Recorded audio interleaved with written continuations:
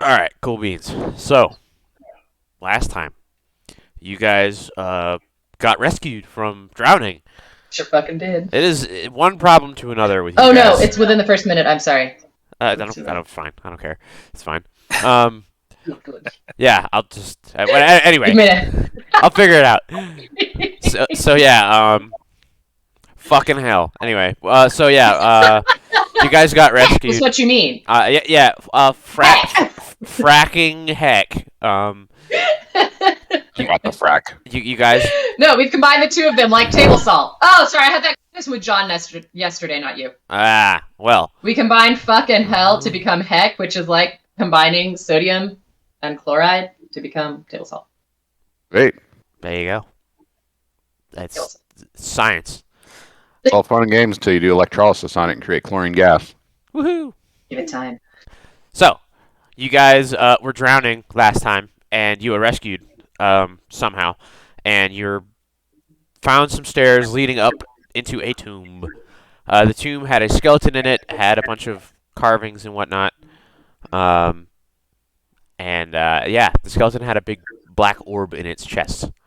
You guys, well, Danny specifically, grabbed the orb and rolled it over to Lorenzo like a bowling ball. Lorenzo put it in his backpack. You guys started a fire with what wood you had. We got spirited away by a demon, and then we got arrested. I mean, yeah, I guess that's fair. Hey. Then we got unarrested. Yes. No, we Getting there. We're getting there. Artistic. We're getting there. I want to hear this. So, we were forcibly released by a third party. Azalea, being the greedy person that she is, tried to get a bunch of rubies out of the wall and failed to notice Lorenzo attempting to assassinate Tor, but Lorenzo could not bring himself to do it. That's what was happening. We just kind of guessed. As you guys confronted Lorenzo, he broke down, and a demon or a devil, covered in scrolls and of deals that it had made, appeared and took Lorenzo. Disappeared. Poof. Into the ether. Gone. Along with the black orb that you guys were holding, or rather had given to him. You guys did your best to comfort Leon. Knocked him out. Danny, you recorded some formulas that you guys got after you opened the chests when you were more ready to in the morning after you'd done your sleep. There was the nectar formula and some other things there. Let's see. Yeah, and you guys headed out in the morning. Leon was quiet the whole way. Most notably, he was pretty shaken by this whole encounter. You guys trudged through the woods and just throughout in the morning. And Cyra and Tor decided to stay outside of town. You guys had a bad feeling about everything. It was getting cold outside. And the other two were like, no, we're going to go stay somewhere warm with some warm food.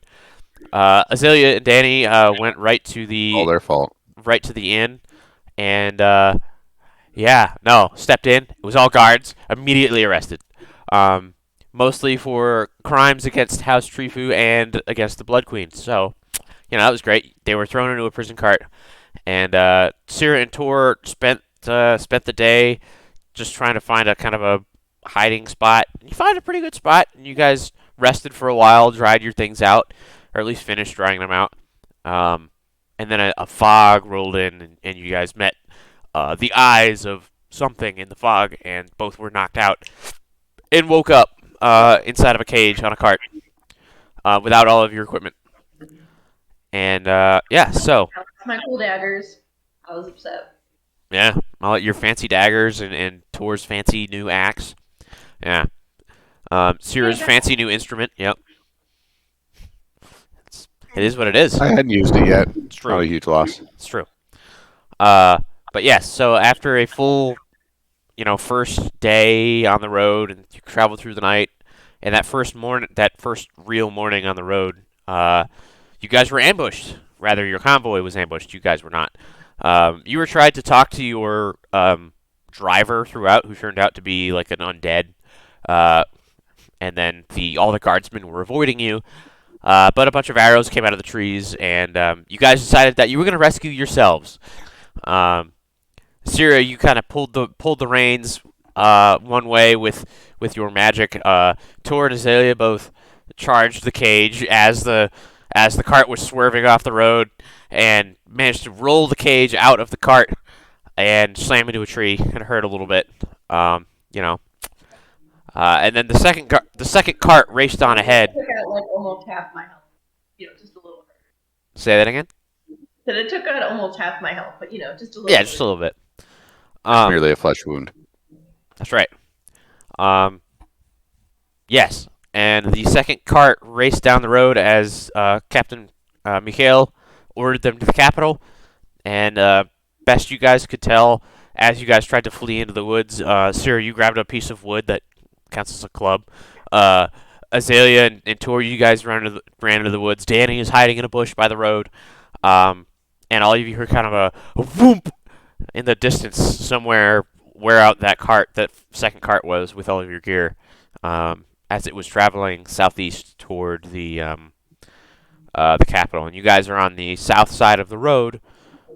And so as we kind of get into it here, you guys are all kind of huddling in the woods, trying to stay under cover. The underbrush is fairly thick here.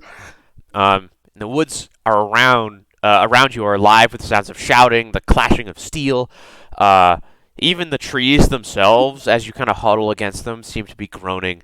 And so the ground kind of shakes for a moment as this kind of whoop sound echoes through the trees.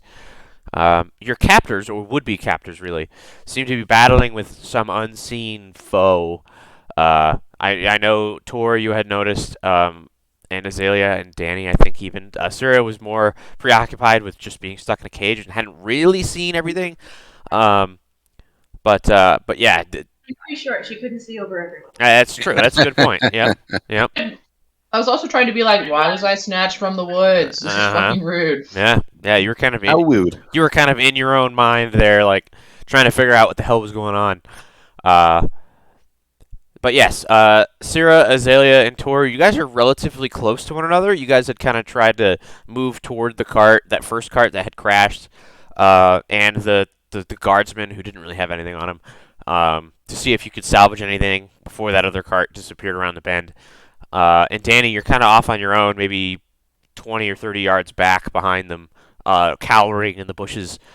But the three of you, coming out of the trees, you spy a furred bipedal form, and it seems to have this long, wicked sickle, and it's wearing this brown leather armor, very simple, and its golden colored eyes have clearly noticed the three of you. And Danny, you can kind of hear movement nearby, but you can't see anybody. You've kind of lost sight of your friends here. But Cyra and Tor and Azalea, this creature person, kind of gestures at the three of you, kind of like a come hither, kind of just waving you towards it. So what do you guys want to do? We'll start with you three, and then we'll go to whatever Danny's doing. We'll come hither. I'm immediately on board. Three of us are standing around, and then Danny's doing something else. It's usually really funny. We're not complaining. On brand. So have we met before? Yesterday, maybe? It kind of just does this motion, and then it doesn't say anything, and it kind of gestures you to kind of crouch down and be quiet. Sorry, that's not. We shall do such things. If you guys want to roll stealth checks, please do. You guys, that was the thing I chose expertise in. Good job. No, I haven't rolled yet. I have not rolled yet. You say dirty 20? Yep. Nice. Yeah. I can hide for a big dude. Yeah, that elven good. blood.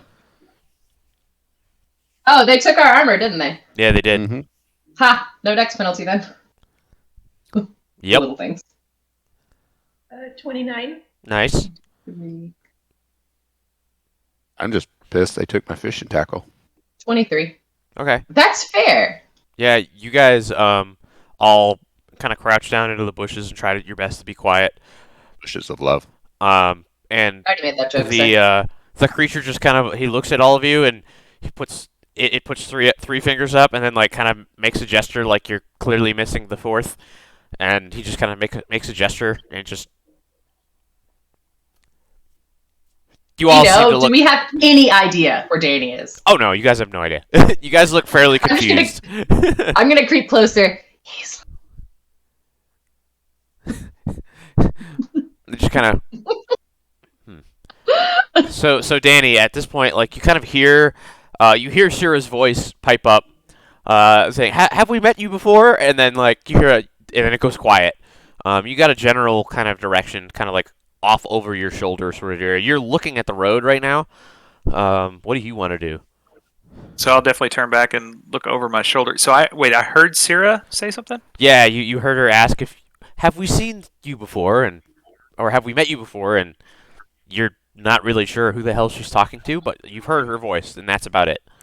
Yeah, I'm gonna turn back and see if I can tell who they're talking to.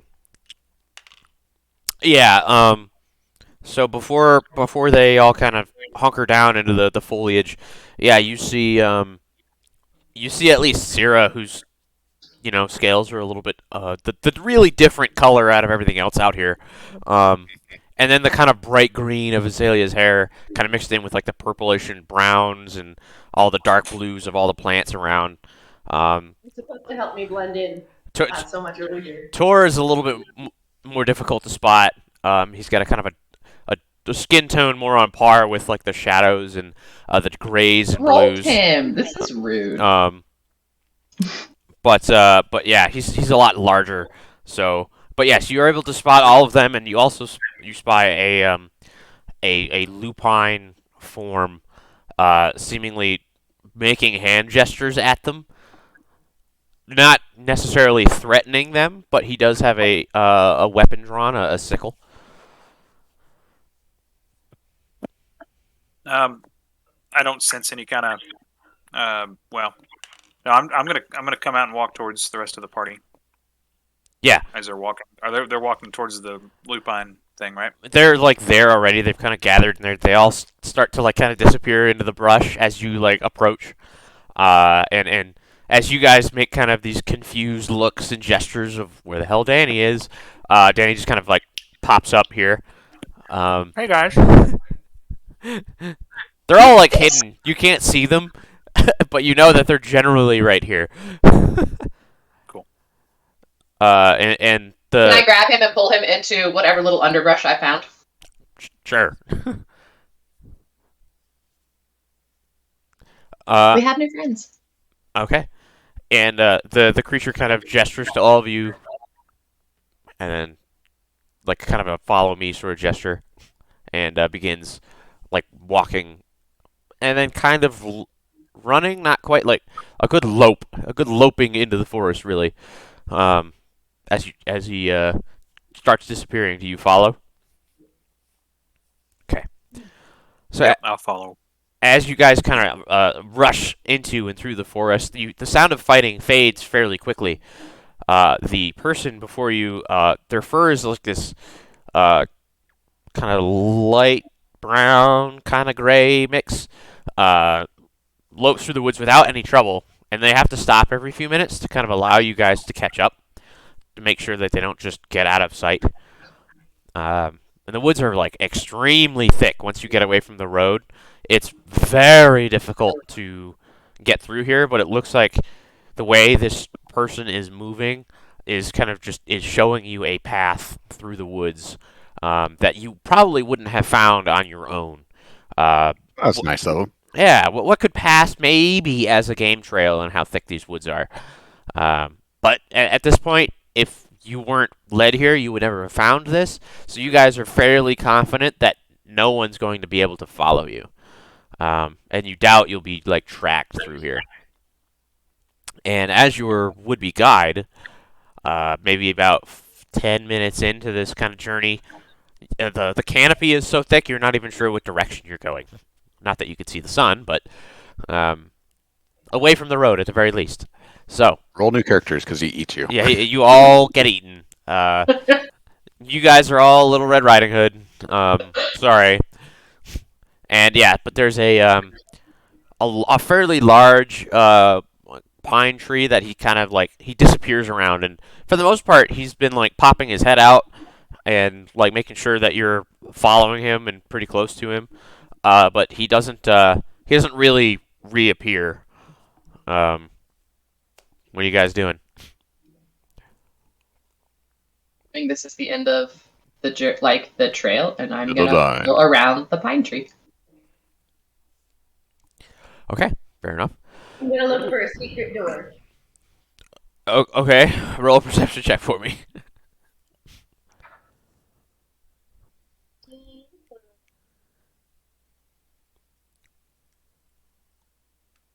28?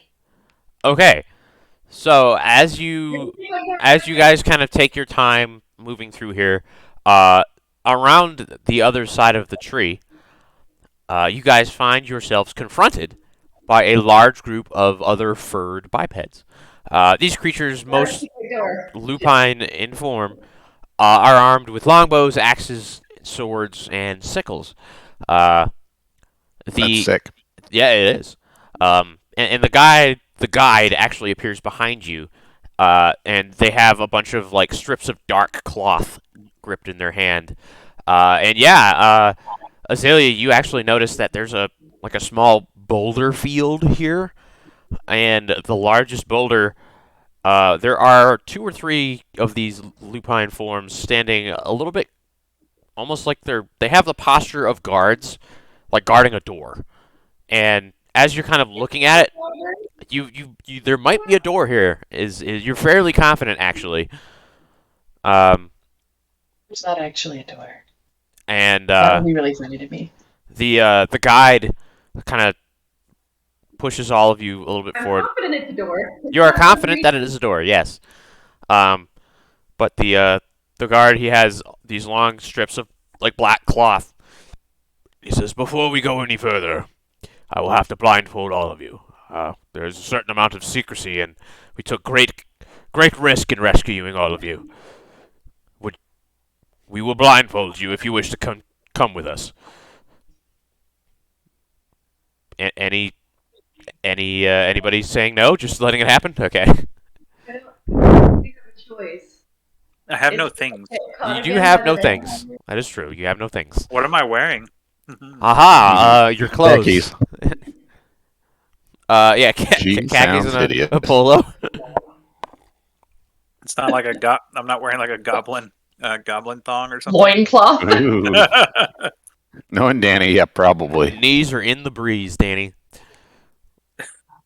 I Can't didn't hear hear you a at word all. you said.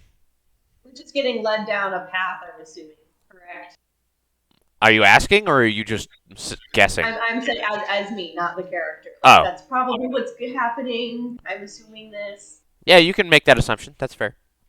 Okay, can I like make it? We a will point permit count you my steps? to make an assumption. Say that again. Can I make it a point to count my steps?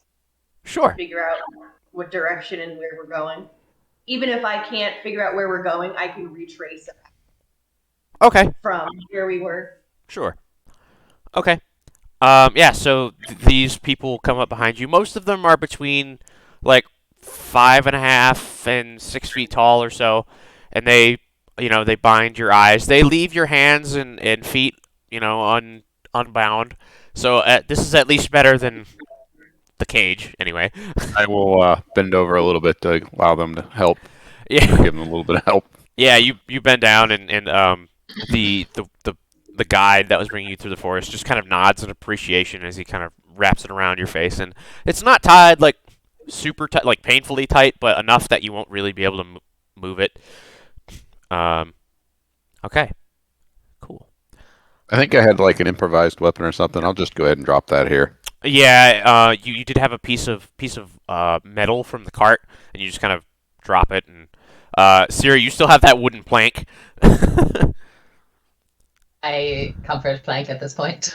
That's what I was going to say. It's your wooby plank. It's a wibby. I'm gonna reach up a little hand for someone to hold because I'm gonna be more difficult if they're gonna like try to push shoulders because I'm very small. Yeah. So I'm just gonna like offer a hand if someone's willing to take it. Grab it. And the Kind of lead her along. yeah, Blind lead the blind. that's I was right. like, you can't see my hand. You're wearing a blindfold. Can't hear very well. That's true. Yeah, you guys just kind of like reach out for each other and kind of start holding on. Danny, what are you doing? You just letting it just getting blindfolded and Let it just kind of happen. stand there? Okay. Yep, pretty much.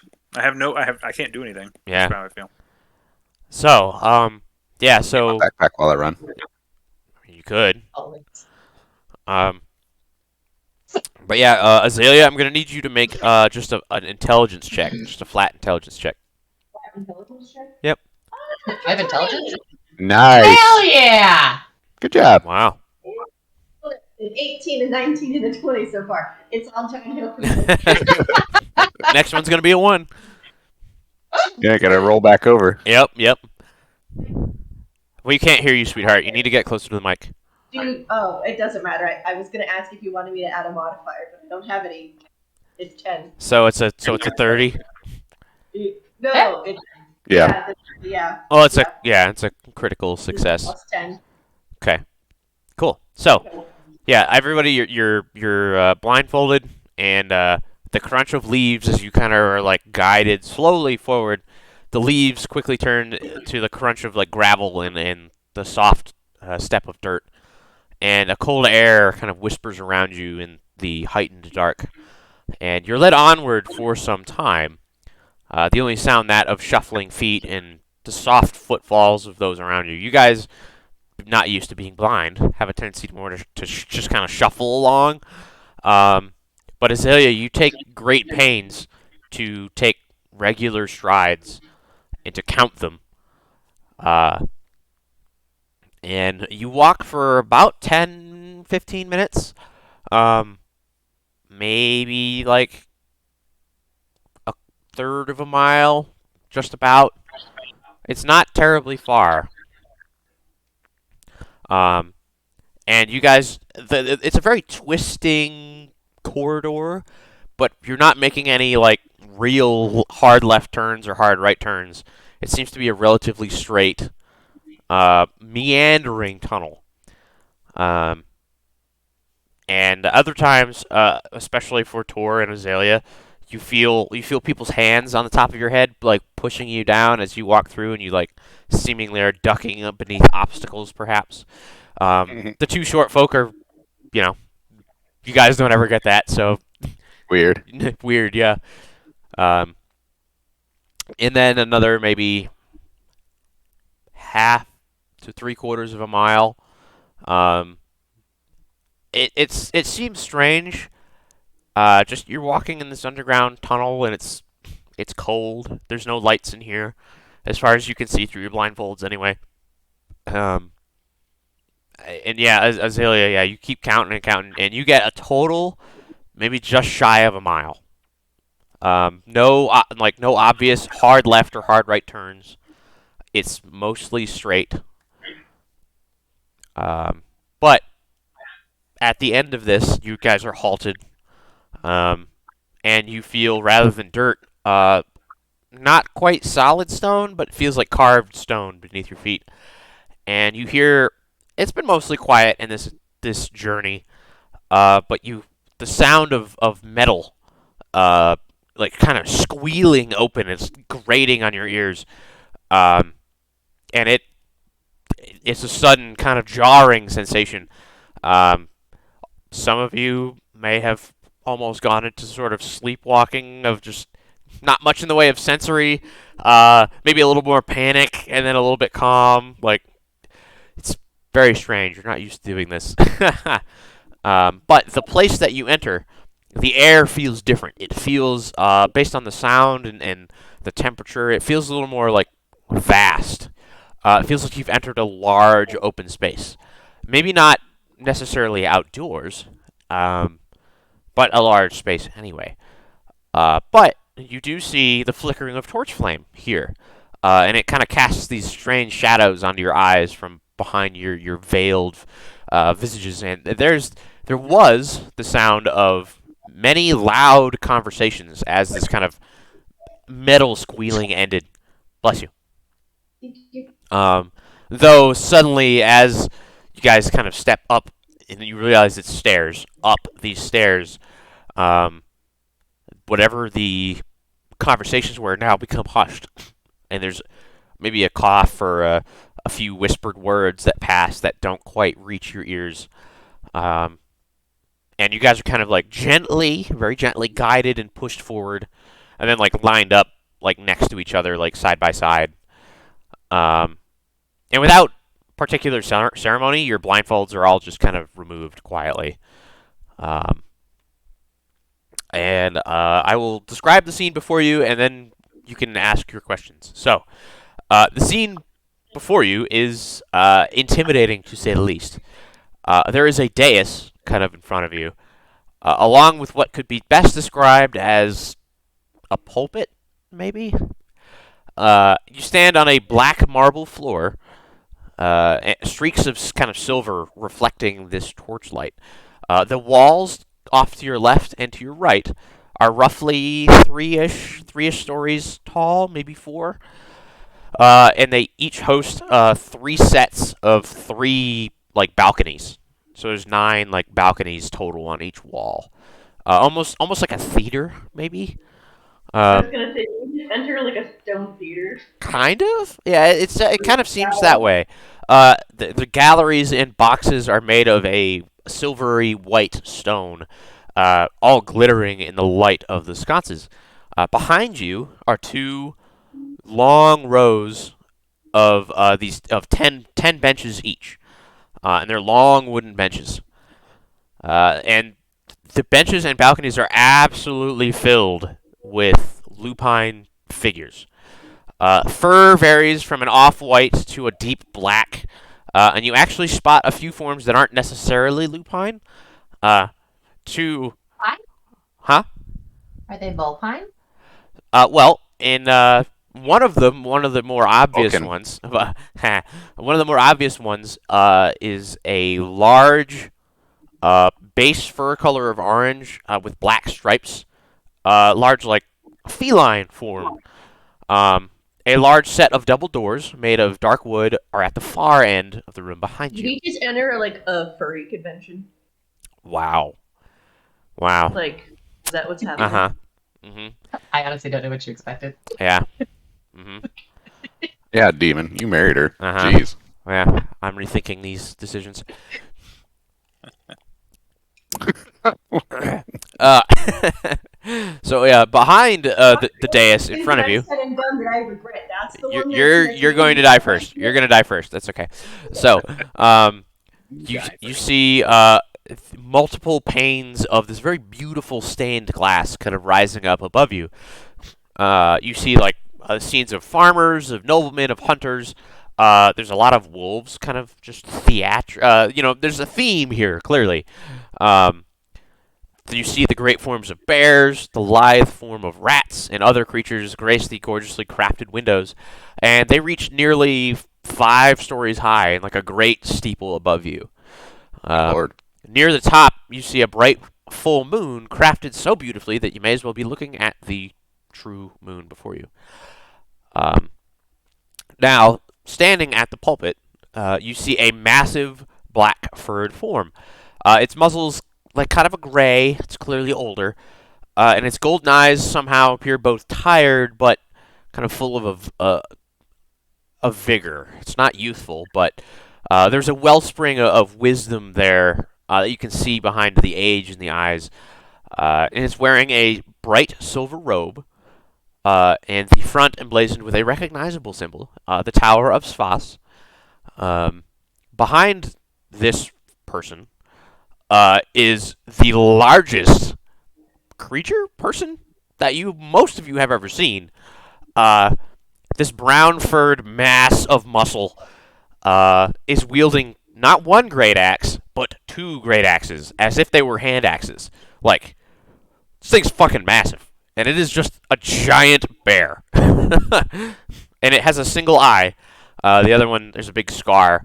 It's just clearly, this thing is just barely being held back by whatever thread of, I don't know, command or decency or something, but this thing is clearly seething with rage at just seeing you. It just clearly wants to rip you to shreds, but it's not moving. It's fairly well disciplined. It's just heaving bulk, like ready to go. It's like white knuckling its great axes, like ready to fucking go.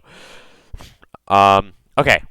You have setup questions, it looks like. Please, tell me. Cyra, go ahead. Are all the creatures in the stained glass mammals? That's a great question.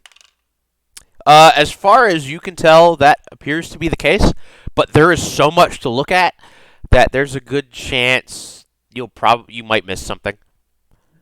Am I afraid being a small kobold? Just being a kobold here, do I feel like I'm getting extra hatred from the bear or extra suspicion from the people for being reptilian? I would say no. Okay. You have the feeling that you are approximately snack sized, so that might I be was gonna ask if she would even be a snack. that might be more of the Not worry. to the bear. Not to the bear. You'd be like a morsel.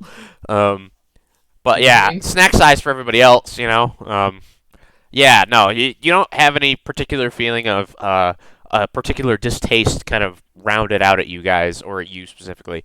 Even Danny, you don't feel like necessarily out of place. Like nothing's generally speaking, as a goblin, there are a lot of people that look at you kind of funny, but everybody seems to be under equal scrutiny here. Okay, what else? Anybody want to look at anything or anything? Can I Go ahead. use my knowledge of society and history and stuff to maybe suss out if this is a group of folks that are well known? And I also want to see if I can truly. I mean, I'm pretty sure I know who's in charge, but if there's any weird social archetypes going on, guards, that kind of stuff. Sure. Yeah, go ahead and do that. Is my lore underworld going to help with anything like that? Say that again. Is my lore underworld going to help with anything like that? You could try. Sure. Go ahead. Do I know of any like feuds or wars that the vampires have with other kind of unnatural creatures like these lupine? You can make a lore check. Sure. Go ahead. So Okay. my Go ahead with Danny. society is 18. Okay. So I'm sorry. Repeat your question specifically again. Hold on. So Danny, what was your specific question so I can answer it properly? It was a two-parter. Okay. One, do I know these people like this? Have we heard of this group historically Okay. in the region? And then, not that I'm really well studied on it, but I have high society, and society speaks to that sort of thing. So, is it an organization that I suspect or know is prominent in the region? And then number two, just looking at the people in the room, we can clearly identify who's in charge, who the guards are, Okay. and maybe what that big thing is. Okay. Two-parter. Cool. So the first part, this is not necessarily something you have ever heard of or is particularly obvious to you. They clearly are either, one of them is at least devoted to Svas as based on their clerical outfit. It's entirely possible that this is just a front. Somebody's lying to you. But in this case, it seems that, this guy at the pulpit is probably in charge. And as far as guards go, you do pick out a few bodies. There are 4 back by the brown double doors. That bear creature is probably a guard, probably a personal guard. And you have a feeling that most of these people, they're not armored up. Most of them are kind of wearing like normal, like either peasant garb or like robes. There are a few others that have the symbol of Svas kind of emblazoned on their clothing. But you don't know of any like strange creatures serving any particular deity or government in that case. Okay, Azalea. Inquisition of... Azalea, what was yours?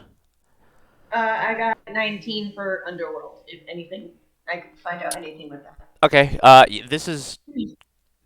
I think you think that this is a criminal society based on the fact that it's probably illegal in this country, but like they probably don't do anything particularly evil or like you don't suspect them of being like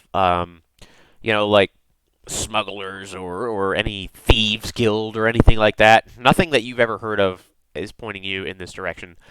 Now, Tor, a historical standpoint, vampires hate everybody mostly, or rather, everybody hates vampires. There are very few creatures that get along with vampires, those being particularly evil ones. In this case, you know that I got a 27 on my roll, by the way.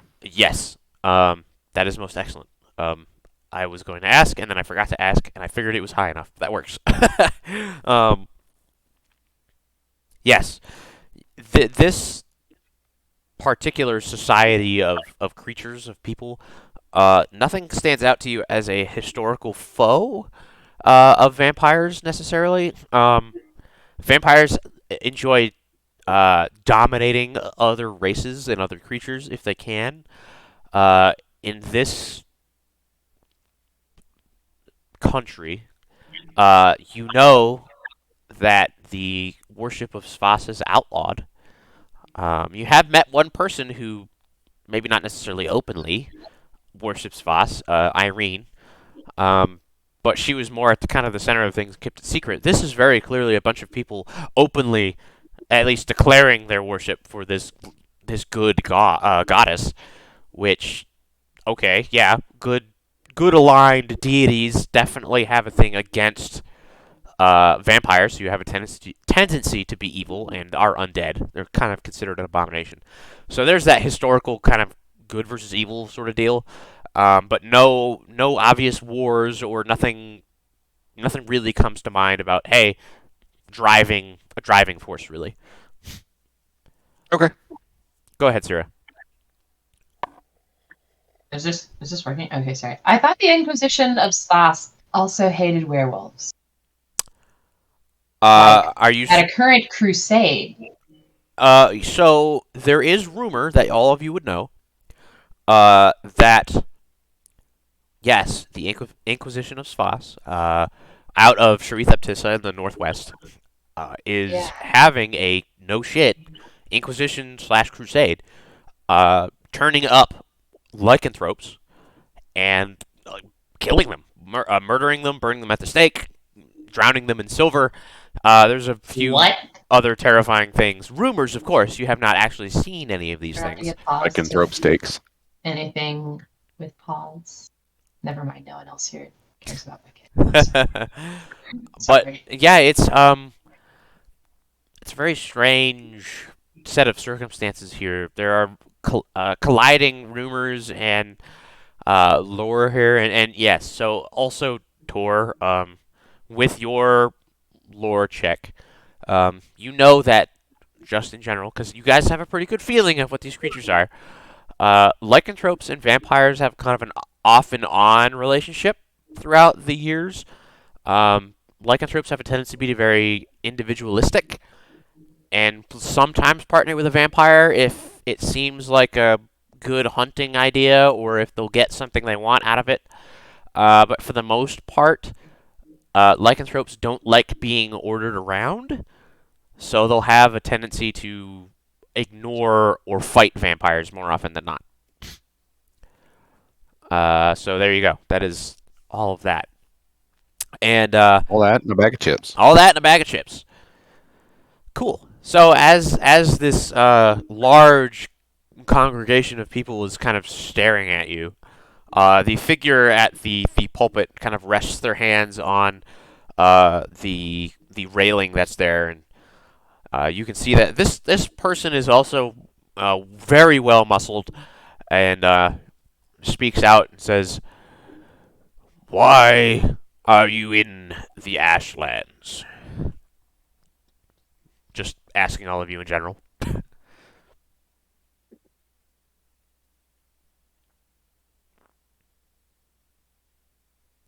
We get here. Why are we here now? Or like, what are? We didn't try to come here. We just woke up here, and now we're just trying not to die. He just kind of nods, and there's a lot of whispers amongst the crowd. Go ahead, Danny. I'm practicing with alchemical fire. I'm kind of curious if it'll like burn vampires and stuff, but I don't know. I don't want to get into that here. It's just formulas Casually fire. mentioned it. He nods slowly. He looks to Azalea and to Tor.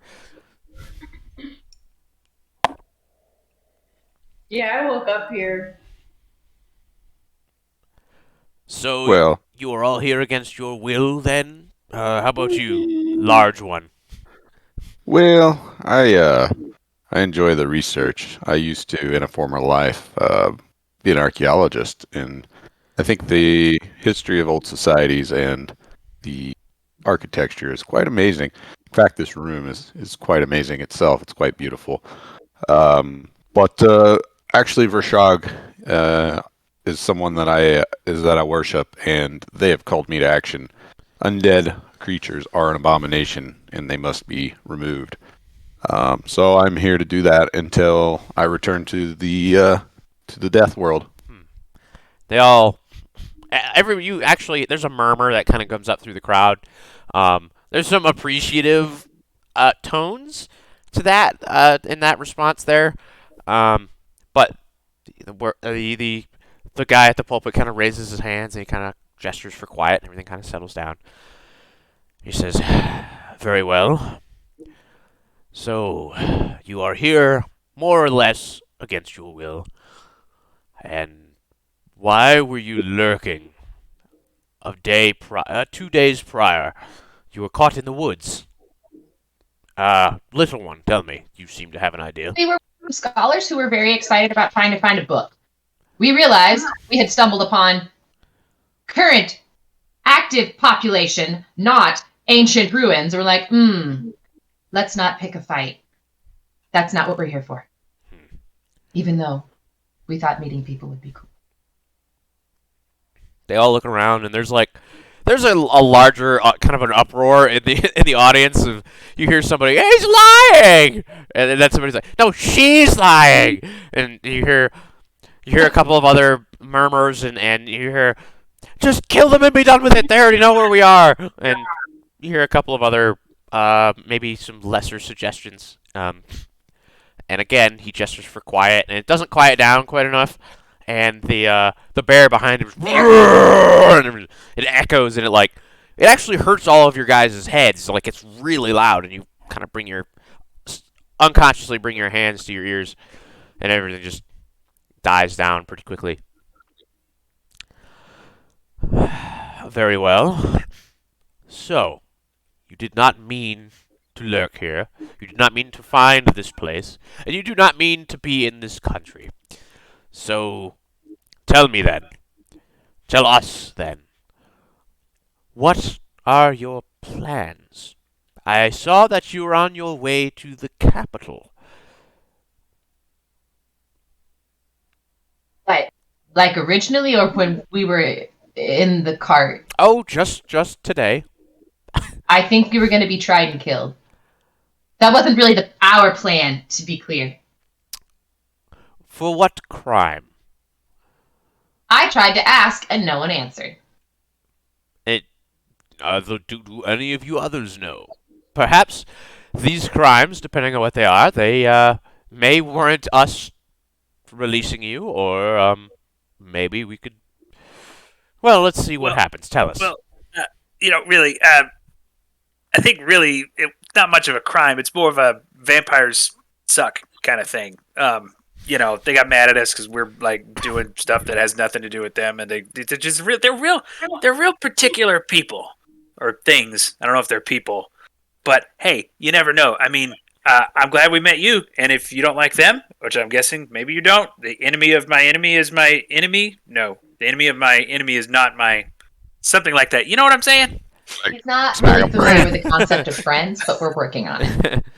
And there's like a small chuckle kind of echoes through the chamber, and then a little bit of like confused murmuring on top of that. They're not really sure how to take you guys. And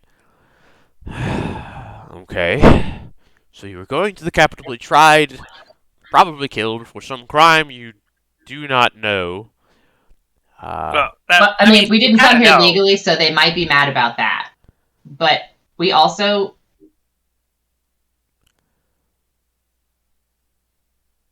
We confessed this one, so then we were let go, and so it should be fine. But Somebody in the they group assumed... claimed. No, it was me. I'm just trying to make it clear without making... I think you could tell them. They might kill us if you don't. Well, I'm trying to tell them, but I'm trying to tell them succinctly without getting into like all the other random factors. We were riding down the road, and some people assumed that we were House Tree Fu envoys for a purpose because we admittedly have fake House Tree Fu crusts. So they thought they were real. So a loud murmur and like almost a gasp kind of comes up from the crowd as you mentioned that you had fake badges. And you didn't have to say that. That's not what I meant. Well, you told me to listen. Me not telling the truth to people in power is how this whole... Well, actually, I don't know what... It only started one problem, and I honestly thought that problem was done. She let me go, so... A very perplexed look comes over the creature at the pulpit's face. Interesting. We solved a problem for them, but we did it while pretending to be envoys that we weren't actually. Very well. We had the crests. Where so did you get these badges? I honestly don't know how they were created. Yes, but where did you get them? Who did you get them from? As much as I don't like him, I don't want to rat him out. I'm sorry. So as you do this, the bear creature just like steps forward and just kind of like looms over the top of you, and he's a good 10 feet tall. Like He doesn't need to be 10 feet tall. he's probably like 500 pounds, just like hulking over and just completely ignoring the rest of you. I will slide between the bear and her. Okay. I'm gonna try to tug him back. No, just I made enough problems. What is your will DCs? For all of us? All of you, yes, please. 18. Mine is 7. So 7 plus 10, 17. Oh, yes, I'm sorry. Is it 10 plus your will save? Yes. 15. Yeah, okay. And go ahead, Azalea, what's yours? 19. Okay. So You hate Michael. You could just rat Michael out. Oh yeah, I don't like him. So as this creature steps forward, and Tor kind of steps in the way.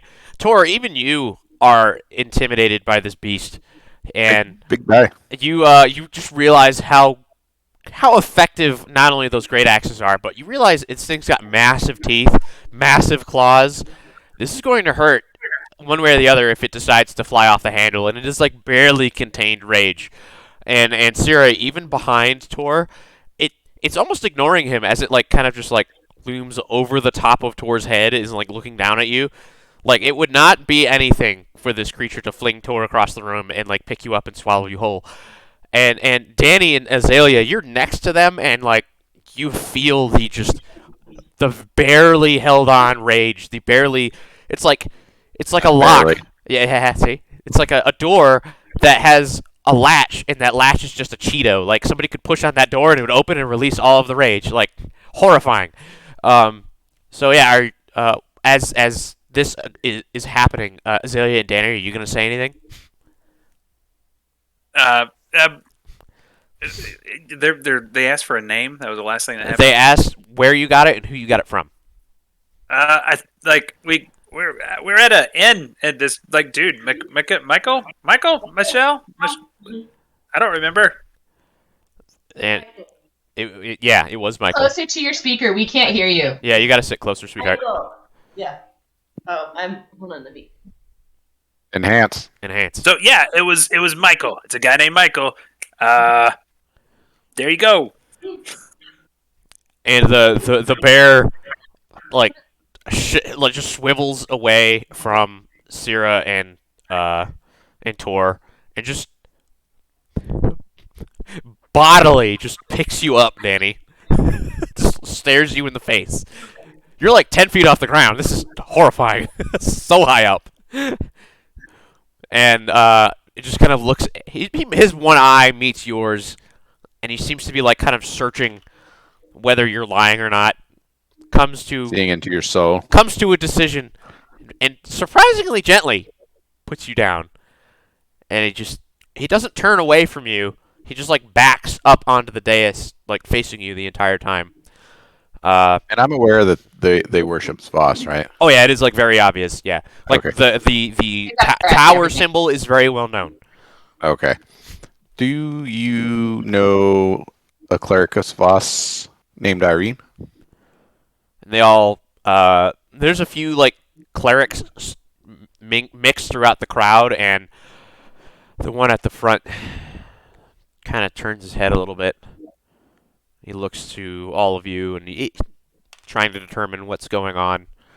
He says, "Michael, eh? This is an interesting thing to note.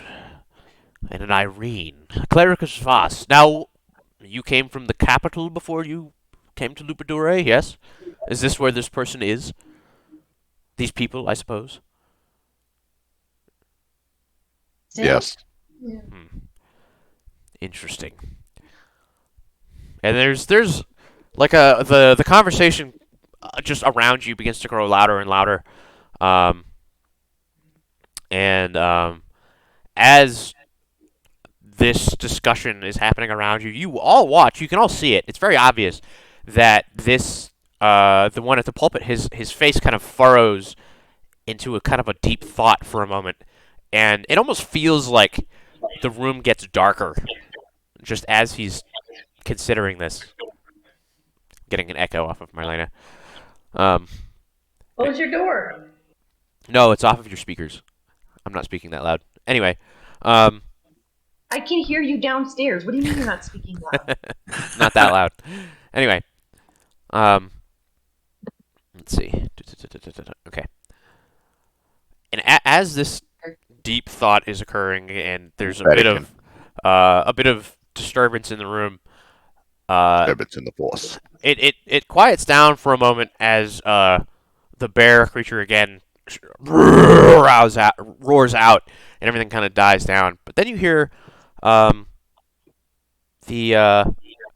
single kind of a squeaking voice pipe up. And it's difficult to make out any real words. Feedback from you, like I hear his. You're also popping up when he smokes. Yeah, interesting. Give me a minute. Echo. No? Oh. Echo. Yeah, that came when Rod was talking too, actually. Very strange. Anyway, yeah, you hear this this single kind of squeaky voice pipe up, and it's difficult to make out any real words. But Danny, you instantly recognize both the language and the voice. Oh my God! Is it Louis? It is, as a matter of fact, Louis, the rat creature you once warned of danger of vampires appearing in his home and eating him. Pushes his way between the other folk, revealing his small, kind of stunted form as he kind of pushes all the best. And he does his kind of level best to get in front of you. His head bowed nearly as deeply as his spine is, as his shuffling feet and the clack of his cane now echo in this silent chamber. And Danny, you're the only one to really be able to recognize these words, because none of the others speak Undercommon. So I'm just gonna like, in Undercommon, Louis. And Louis! he turns and he smiles at you, and it's all his kind of missing yellowed broken teeth. And he kind of bows and he says, it has been too long, but these people are good people. They mean no harm to us. They helped us. They helped me. They saved me from the vampires when Mahala was taken away. They told me to run because there were vampires coming, and I think they Well, I think they can be trusted at least. And he just kind of is like maintaining his bow, and you actually watch this creature is very clearly elderly, and he actually like takes a knee very slowly. You actually hear like his bones pop as he's like kind of creaking down to get onto a knee, and he like kind of puts his head onto the stairs of the dais, very clearly begging almost. And the rest of you don't understand the words, but Danny, you can clearly see that he's at least fighting on your behalf for something. There may have been a decision made prior to this. You're not sure. But yes. Probably a good thing Tor didn't kill him earlier. I've still got Squishy on me. You do have Squishy on you. Yep. Yeah. Yeah, you were able to at least keep him away from the grasping clutches of the vampires of evil. Without saying anything, I'd like to take Squishy and try to shake the emerald out. Yeah. So as it's all pretty quiet in here. Kind of most people are focused on Louis, and you pull out Squishy, and there's an immediate like uproar as like you make a movement, and everybody's like on edge. The guards all like wield their weapons. Like you actually see some people up in the balcony boxes with bows stretched out, like ready to shoot you. And Louis kind of tries to turn fairly quickly, but like can't. And the creature at the pulpit just puts his hands up and just kind of tells everybody to lower their weapons in Undercommon. So the rest of you can't really understand it, but it seems there was instant hostility, and then it kind of died down. And so Danny, you start shaking Squishy to get the emerald out. Yeah. He glows a little bit, like of a reddish orange color. He's embarrassed. A little embarrassed. He's shy. So if I get the emerald, do I get the emerald out? Yeah, Fine, it doesn't take very long. It's pretty easy to remove it. I just want to hold it out and be like, Louis, I got your rock. Like try to walk towards him slowly. I know he's up near the leader, but Yeah. So the whole congregation is more or less just confused, and they're just a strange turn of events. And even the bear creature in the back is like a little bit less seething rage as curiosity seems to overcome them. Just kind of tilts its head a little bit to the side, and then Louis just kind of like not looking at you, but like he hears you, and he's pushing himself back up, and he sees it, and his eyes go wide, and he actually like a single tear kind of like drops out of the side of his face, and he just kind of like quickly but gently kind of reaches out and grasps it from your hand. And I'm gonna. Oh, go ahead. I'm gonna back away. I'm gonna back away quickly and hide behind Tor. As you kind of back away and shift, back into position behind Tor, there's almost a spark of recognition. You don't know why. There's something about Louis that just seems more. There's more to him than there appears to be, and some sort of almost like a kinship. And you've connected on some level, and he smiles at you again. It's kind of all his broken teeth. It's kind of gross, but it's clearly very happy about this occasion. And you shift back into line, and Louis turns again to the pulpit, and again in Undercommon. See, he even brought back my treasure, something that I had kept safe for many years, and I thought was lost to the vampires. I fled in such haste. And as he's got it in his hand, you actually watch, because he's kind of wearing these ratty robes. And no shit, a rat climbs out of his sleeve and like grabs it and goes back into his clothes. Get the nice clothes then that we tried to send to him. He doesn't appear to be wearing them. He may still have them, or he may not. You're not sure. And seems to be some sort of conversation going on here. And Danny, what languages do you speak? I'm gonna ask everybody this, so get ready. Common, of course. Goblin, Sylvan, Dwarven, Undercommon. Okay. Azalea? Just common and elven. Okay. So Tor? nothing fancy. I'm an elven draconic. Okay. And then Cyra? Still common, draconic, elven, infernal, and sylvan. Okay. Uh, so the language kind of shifts, and it's actually like a between mostly the head cleric, you suppose, and the maybe the other clerics in the room. They all kind of move forward out of the crowd as the crowd kind of is speaking in mixed common, undercommon. But the language that the clerics are speaking is it's actually surprisingly like sonorous. It's very musical. None of you understand it, but there seems to be some conversation here, and Celestial! Sorry. they almost form like a melody as they're speaking, and you guys are kind of standing there for like 3 or 4 minutes. It's kind of awkward for you guys, just kind of standing in the middle of this like fish bowl. You're being discussed at right while you're in the room. Um, is there anything you guys want to like do or look at or try to listen into while you're standing here? Or are you just gonna kind of wait for this thing to be over?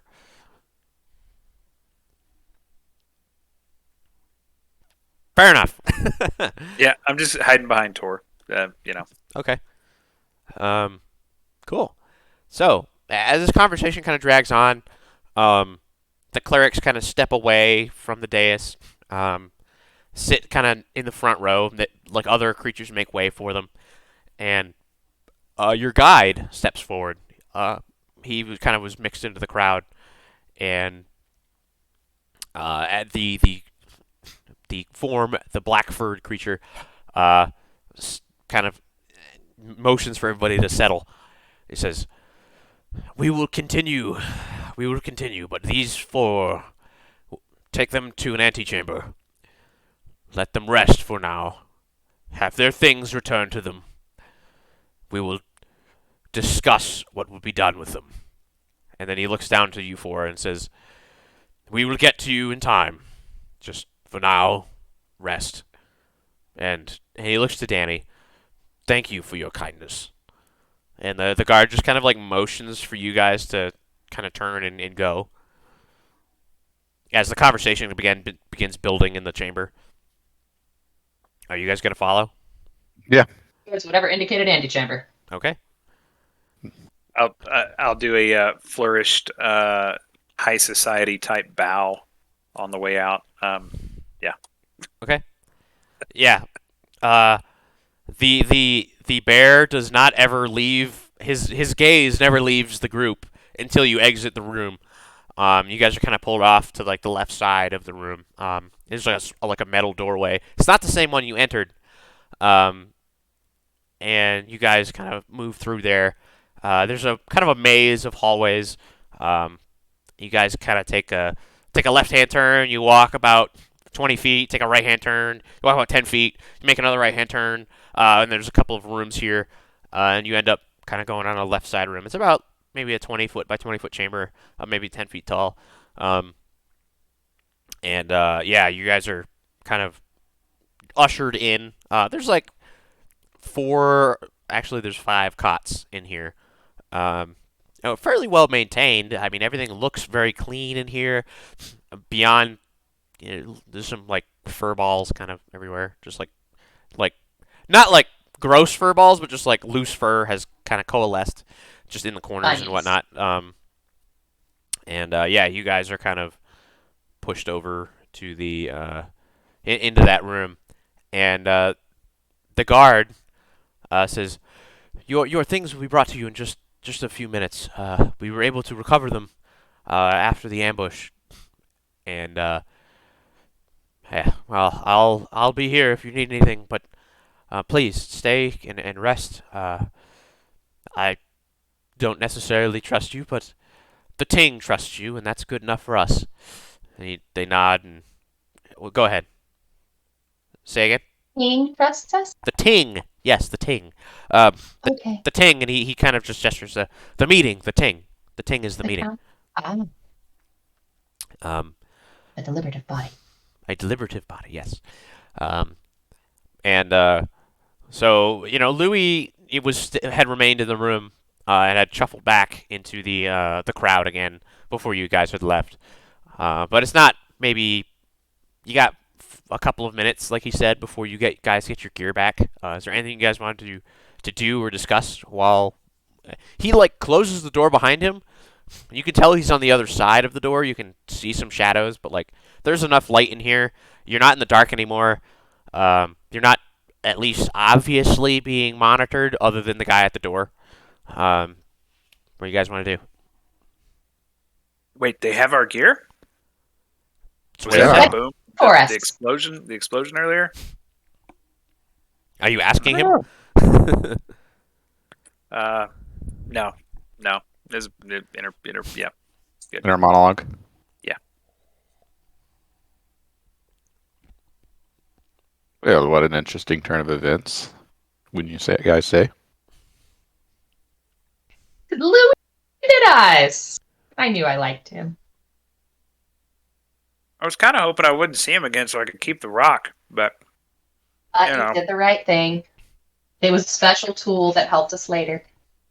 well, I mean, it's like kind of a survival thing. I'd have kept the rock or the emerald, but that bear kind of scared me. So Quite fearsome. Quite impressive. I guess you could say I got a bear hug. I think we all barely survived.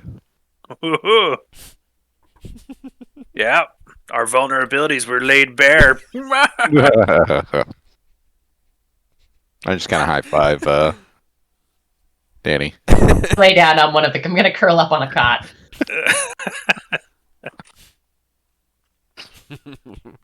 Okay, Azalea, what are you Gotta doing? just keep going. Do what I'm good at. I'm gonna go brood in a corner. Think about the next move. Fair enough. And as you're kind of brooding, you kind of connect the dots a little bit. They had asked you why you were outside of this place the 2 days prior, and you guys only walked 3/4 of a mile underground. But you guys had been in a cart pulled by horses overnight and through a partial morning. You had gone way more than a mile. There's something more at play here.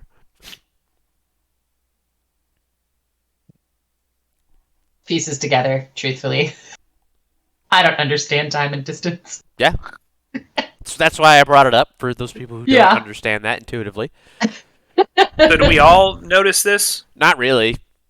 Okay. She was the only one really paying attention. Yeah. Yeah. I have no idea. Yeah, the rest of you were kind of just I hope I don't get murdered in the dark. We didn't walk far enough to come back here. It's weird. Are we sure we're in the same place? They just asked us why we were outside. Yeah. True. Maybe they went. Maybe they came closer. No. No? We have passed through a portal. Did anybody pass through the portal when we were in the ruin, and it teleported you back into the room? Did any of us? Danny, did you do that? I mean, you talking in the dungeon thing? Yeah. Yeah. There was some portal What did stuff it there. feel like when you went through the portal? Did you feel anything on the inside? No. Okay, never mind. I don't have any. I mean, I don't have any other. maybe they just could. They took us through portals. They had us blindfolded because they couldn't bear to share their secrets with us. Sir, I'm going to cut your tongue out. No, don't. It'd be pretty embarrassing not to have a tongue. I gonna cut your couldn't fingers bear out. to not be able to talk. That'd be terrible. I'll punt you across the room. You first. At least I don't have to Okay. hear your I'm terrible puns. Yeah, they were pretty grisly. Yeah. Sir, Oh, dang! There's a new one. Here we go. They're pretty polarizing, I know. Anyway, Oh, I know where you live. It's okay. I'm gonna steal your dog. We can take a pause. If we really need to. You referred to his hands earlier. I'm did. sorry. You referred to his paws as hands. They're more hand-like than paw-like. It's very He doesn't creepy. have beans. You. Oh, that is creepy. Yeah. You weren't paying close enough attention to tell if he had beans. He maybe has No, beans. the cleric that held his hands up. To Oh, crush yes. people. Yes, he does. He does have. He has hands. He has hands, but paws. also beans. They're hand I claws. don't like that. Yeah, they're I weird. don't like that. Yeah. Mhm. They're clans. They're paws. Awesome. Yeehaws. They're his yeehaws. Put your yeehaws up. Thanks, I hate it. You're welcome. And as you Does it have guys beans? are making puns at each other and Okay. kind of considering your situation, you hear a bunch of grunts and groans as it sounds like a couple of people carrying heavy objects are moving through the area, and the guide opens the door, and you see a werewolf creature, and this is kind of as you have really seen all of the imagery and everything here. Yeah, these are fucking werewolves. This is very obvious to you now. And other were creatures, other lycanthropes.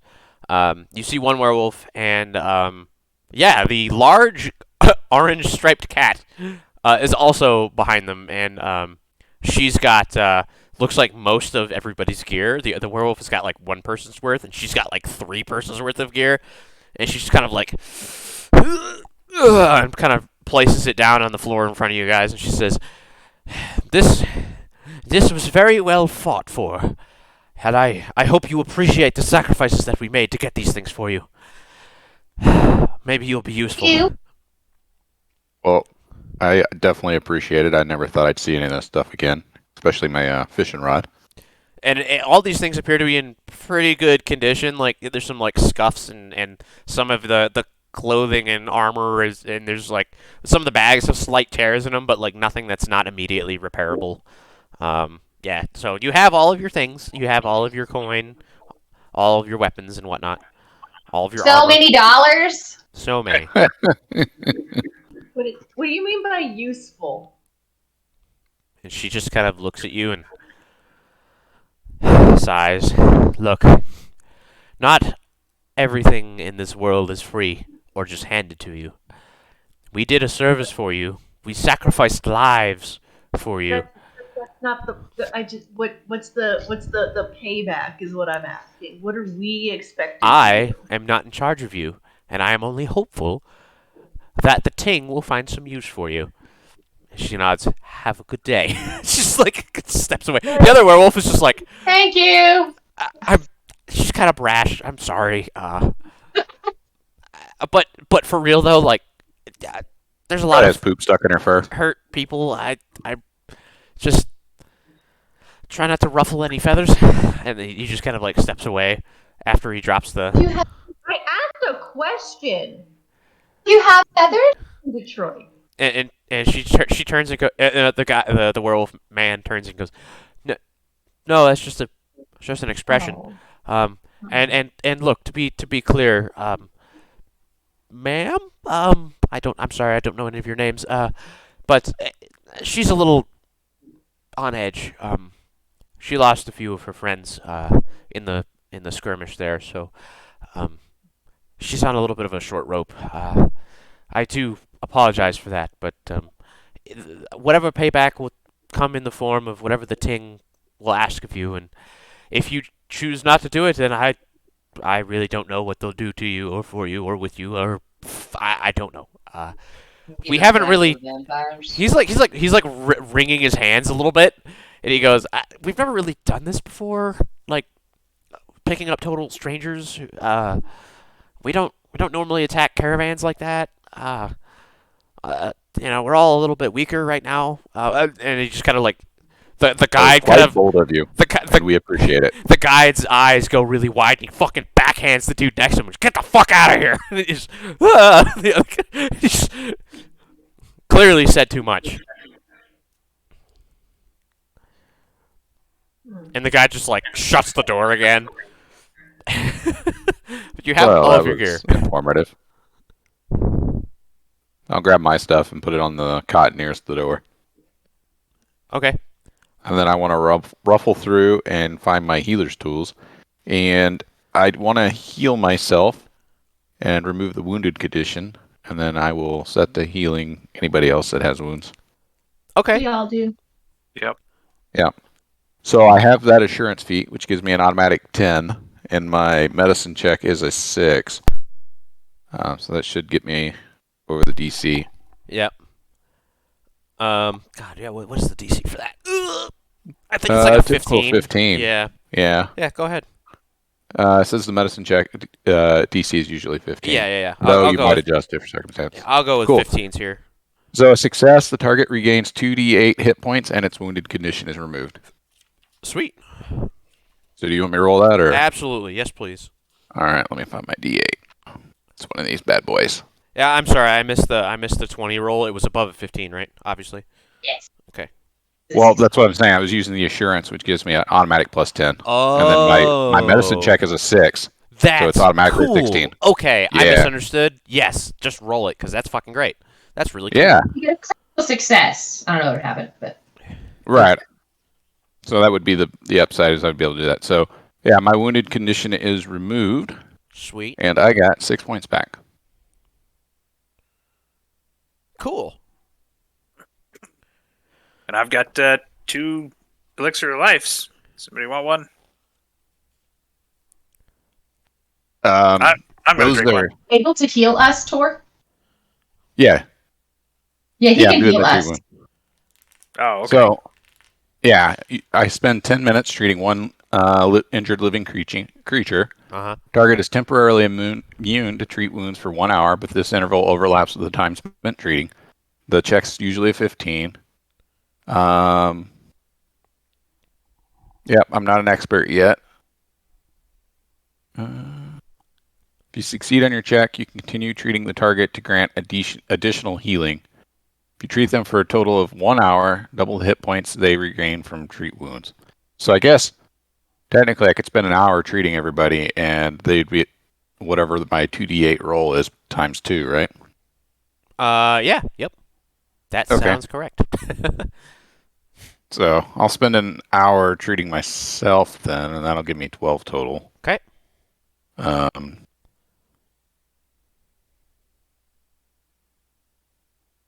There we go. So I've got 7 total ones. And then who else could use some healing? Well, I got the healer stews out.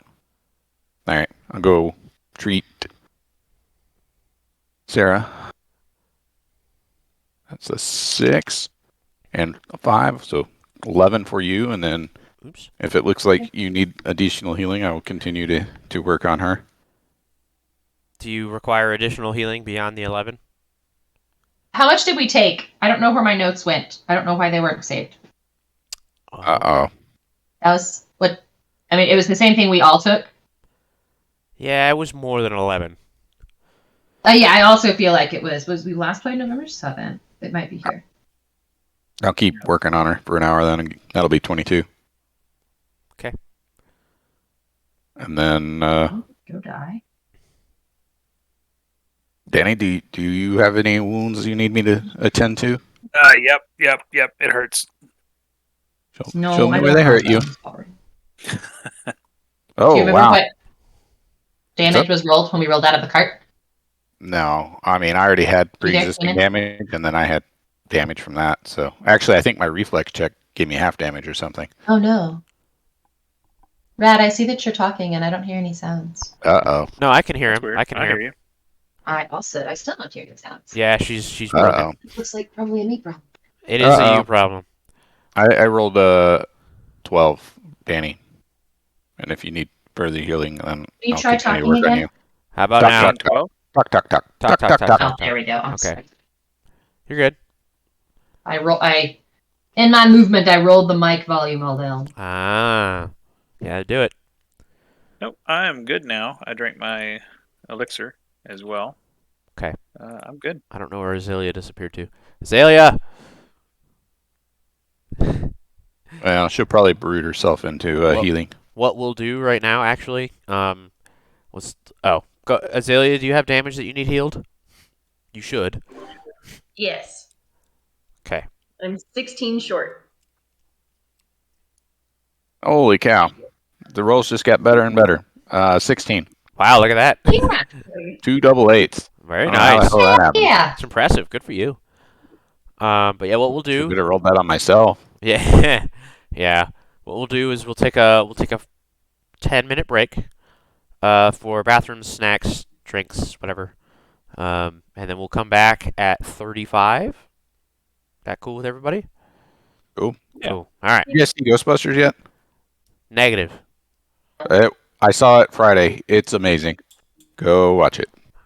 Cool. So now that everybody's returned, Danny is taking his 2 hours. I'm not here. Well, you're going to be here now. Danny's taking his 2 hours to transcribe all of those important notes of his wonderful new things. Things. Infiltrator's elixir and frost vial. There you go. Moderate. Those things. Hmm. Yeah, nice and easy. Where? Why? Anyway. Yes. Ow. So that's great. You get those doing that. So Cyra, there's an hour where you're not being treated by tours or anything you want to do for that hour. I'm just gonna play my drum. You're gonna what?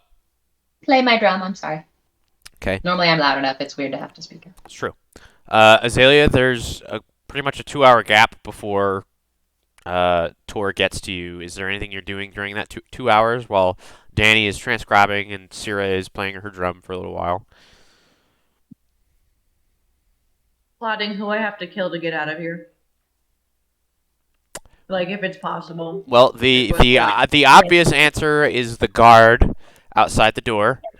Oh, yeah. And then the bear. Presumably the bear thereafter. Yeah, good luck with that bear. Yeah, I'm going to spend the whole hour thinking about how to do it. And like, I would just die. Yeah, unless you could somehow collapse the building on everybody, and you're not even sure that would kill that bear. Yeah, like, it's risky. Yeah, it's a bit. There's a distinct possibility. Piss it off. Yeah, just make it very angry. Already, make it so angry it has an aneurysm, maybe. Yeah, that's what I was thinking. Give it Yeah. a stroke. Yep, that's your only real guess. Give it a heart attack. Yeah, nothing I can do. Yeah, not much you can do here. But yeah, about 2.5-ish hours pass, where Tor you're healing yourself and everybody else, and you're doing pretty good work. And now that it's really calm, you have that kind of your self-assurance to really just kind of work through everybody very calmly and thoroughly, cleaning wounds, binding, making sure that everybody's maybe not comfortable, but at least not in so much. Oh no. Bye-bye. Oh no. Bye, Felicia. Yeah. Wow, that was weird. I don't. Oh, it's Discord decided to crash or something. Weird, disconnected me for a minute.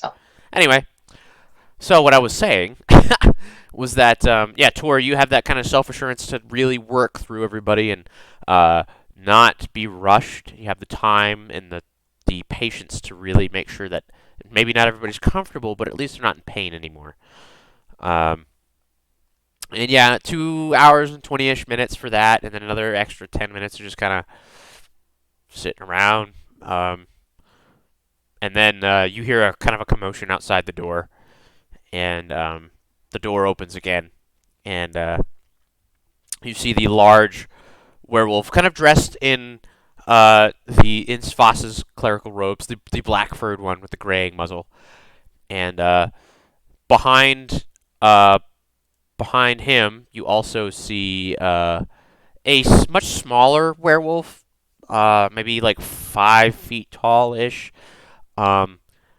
Its fur is, the best way to describe it is like buttered popcorn. It's kind of like a blonde mixed with a white kind of. Yeah, that's the best way to describe that. And then of course, the giant ass bear is. I want to see the buttered popcorn werewolf. Oh crap! I have to take this phone call. It's about my bed. Wow, the worst. All right, your bed's more important, huh? We'll take a pause for a second. Can't believe it. The worst kind of people. Hey, sorry, I couldn't answer my phone. Calls on Sunday. Now I can drink my tea a little bit. Now that's cooled down a little bit.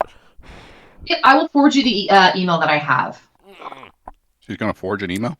Yep, forge an email. I will forge an email. No, I did specifically The ask them, smithy and of they the said it's at underworld. 900 East Hampton. I'm gonna just 9,000, I'm sorry. But yeah. do that. Ultimate power. I have the power. He-Man. I'm excited to use my leveled up Alchemist Fire and Tanglefoot Yeah, and level 2 Frostfile. I haven't looked at even how I'm that excited for you to use it as well. It's a literal child. Stop talking about me. I'm still here. Yeah, jeez. Oh, I'm right. Sorry, that's one of my favorite replies. I'm right here. Okay. Fine, I told him exactly what he needed. And I think I actually will pass. Okay. So the yes, this large, clearly in charge werewolf, the buttered popcorn fur, and then also the bear. The bear is like hunched in the hallway. It's really scrunched up in here. But yeah, you can you can't even see his face. You can just see his hulking mass just kind of cast a shadow through the door. As the two werewolves step into the room, and you guys are all kind of like seated on your cots and stuff like that. The cleric kind of speaks up. He says, "It is good that you all have taken some rest and healed your wounds, and also I'm certainly glad that we were to cover your gear. It was a tough fight. Did all of you get everything? Yes." Kind of getting affirmative nods from everybody. Appreciate it. I was missing the pole. Of course, some items are more personally valued than others, and I understand that. Now, if you wish, you may stay here for the evening. We have some food and some water if you wish.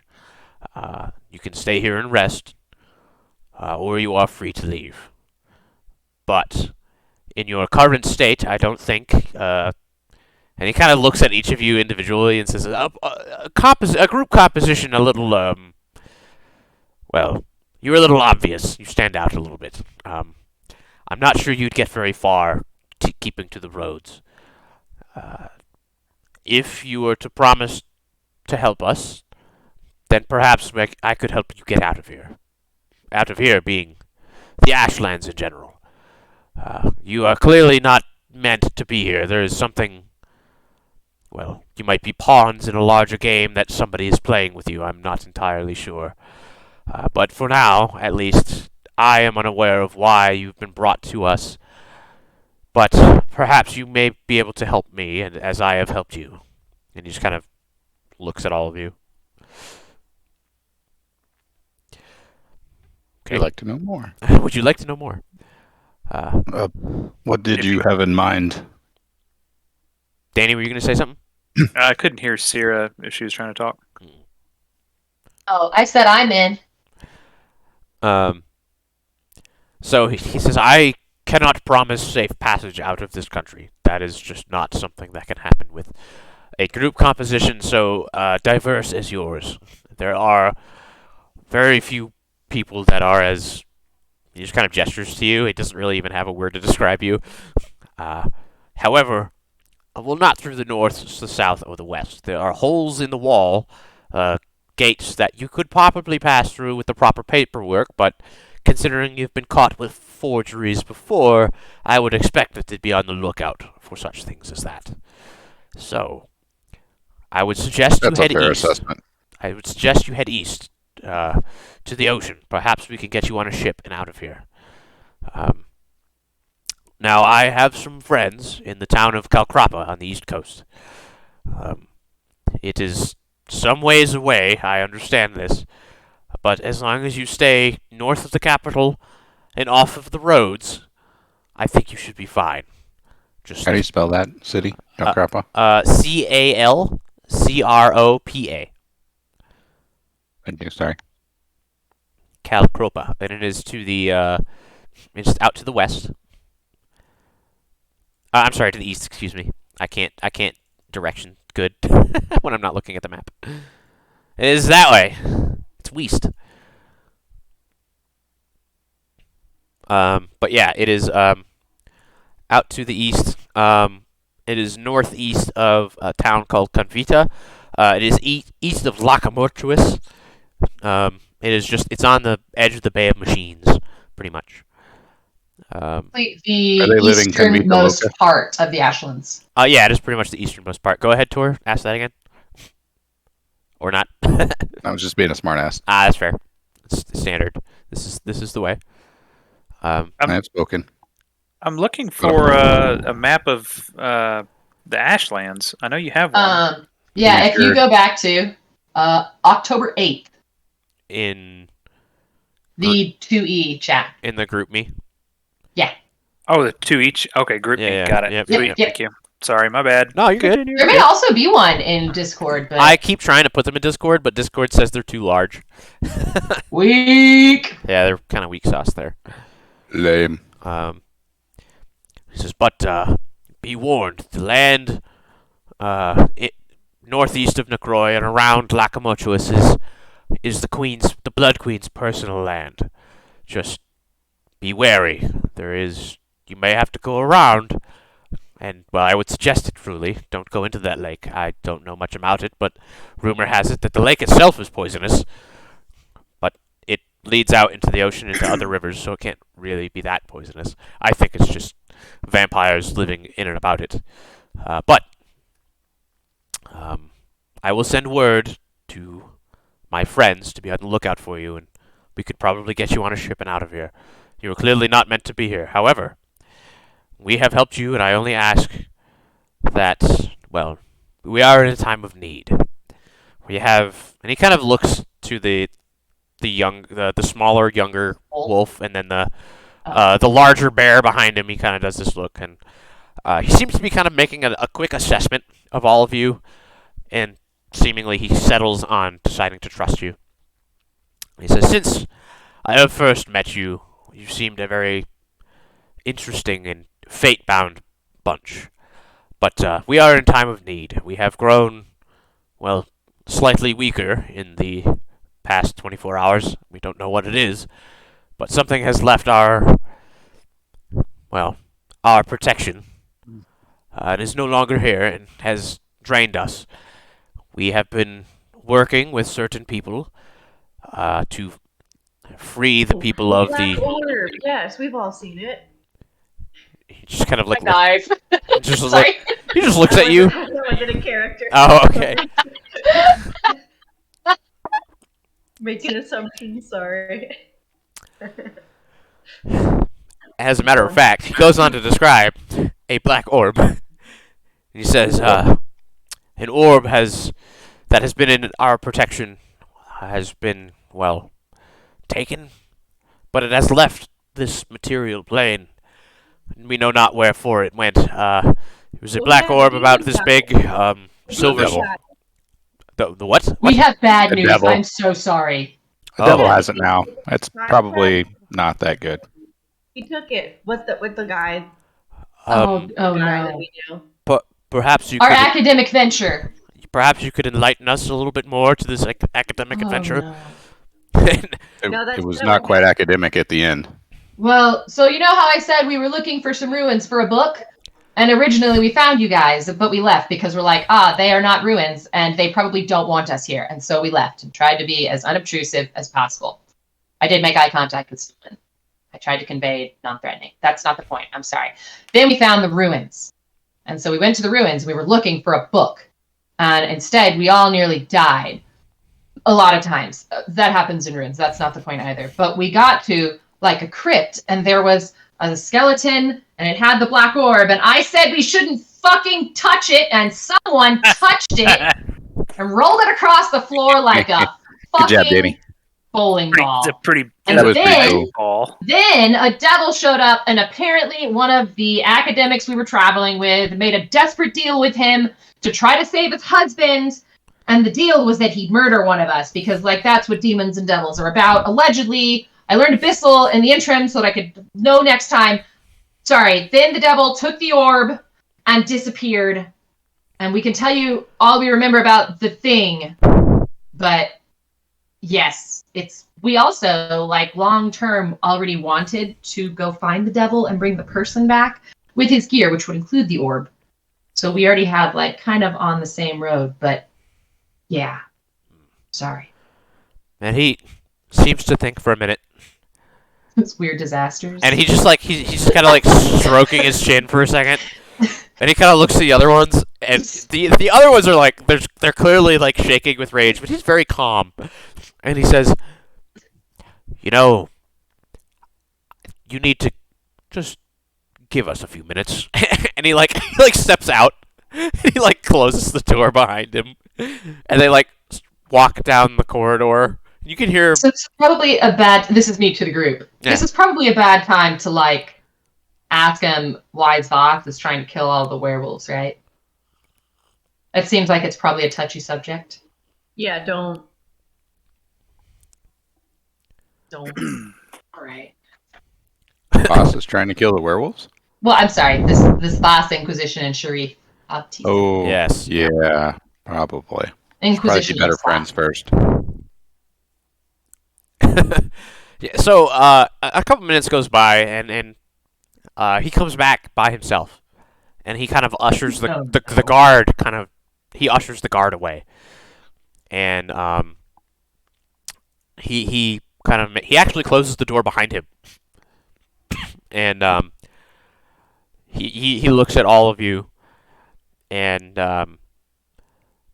as he's just kind of standing there, he meets each of your gazes, and Danny, for some reason, you just feel like you've seen this guy before somehow. So you're getting a lot of weird feelings today about people, and this one, I don't know. For some reason you feel like you've maybe even spoken with this man before. Perhaps. But at this point, he actually he takes the kind of that fifth cot and he puts it up against the door. He drags it across the room and he puts it up and he sits down. And he sighs. He says, "I know that none of you did what you did on purpose. You did not make a contract with the devil. You did not. Well, maybe you did purposefully roll the moon crystal across the floor, which is probably not something safe to do with magical objects, just for future reference. But you wish to retrieve your academic, I don't, anyway, friend, I suppose. There are very few ways one can break into hell. It is a dangerous proposition. And I am certainly glad that you didn't find your way there through the traps, because, well, perhaps Voss has guided you all here to me, so that I can guide you forward. Now, I know of a ritual that could get you there. Now, it is hidden deep within Sharith Abtissa. It is not something that you can just find anywhere. There is hidden lore there that, well, I'm not entirely sure that you could just waltz in and find. And you all seem... One does not simply just walk in and help. Well, I wouldn't say competent per se, but you at least are alive and are lucky. And I believe that I can trust you with this. You seem an honest folk, good folk, even if you make mistakes and work for strange folk. And let me be clear with all of you. I think you are being used. Not just by me, of course, because, well, I'm hoping to use you for good. But waking up here strangely and not knowing one another, and presumably I actually don't really know, but you don't seem like the group that would normally hang out together, to be clear. Especially with that one. Point at Azalea. I would sell you to Satan for one courtship. And Does And not that's how surprise we're me. getting into hell. yeah, I have brought you this offering, and now I go to kill you. he says there are a few ways to get out of here, mostly by ship. And let me be clear, you brought up this other cleric, this Irene woman in Necroy. We do not know of any named such. We don't know of any agents of Svas like that in this country, and I am very well connected here. And we work with certain families, with certain people, so that the people of this country can be free of these vampire oppressors. She does strike me as a little odd, and she does work for the People's Party, supposedly. Before you say that, Cyra, Tor. Let's see. I'm actually gonna roll for everybody here. Yeah, everybody but Cyra in this case. There's a kind of a flash of like recognition that he quickly hides. Go ahead, Cyra. You said when you first met us. That's an interesting way to say a couple hours ago, if you meant a couple hours ago. Well, Did you meet us before this? I met him. He just. Oh, did you try to sell him cigars? Yep. And you watch as he kind of, he doesn't even really shrink that much, but his fur kind of forms back into his body, and you see, an older man with salt and pepper hair. Oh yeah, it was him. And yeah, it is the visitor, to the farm on that first day, and also the man that made eye contact with you, Cyra, back in the woods. And he looks and says, It is tiresome to maintain this form now without the moon crystal, and it is disturbing for things to come. I am hopeful on the full moon in the next week that without the moon crystal we won't go berserk. But we will not make any promises. We will stay here.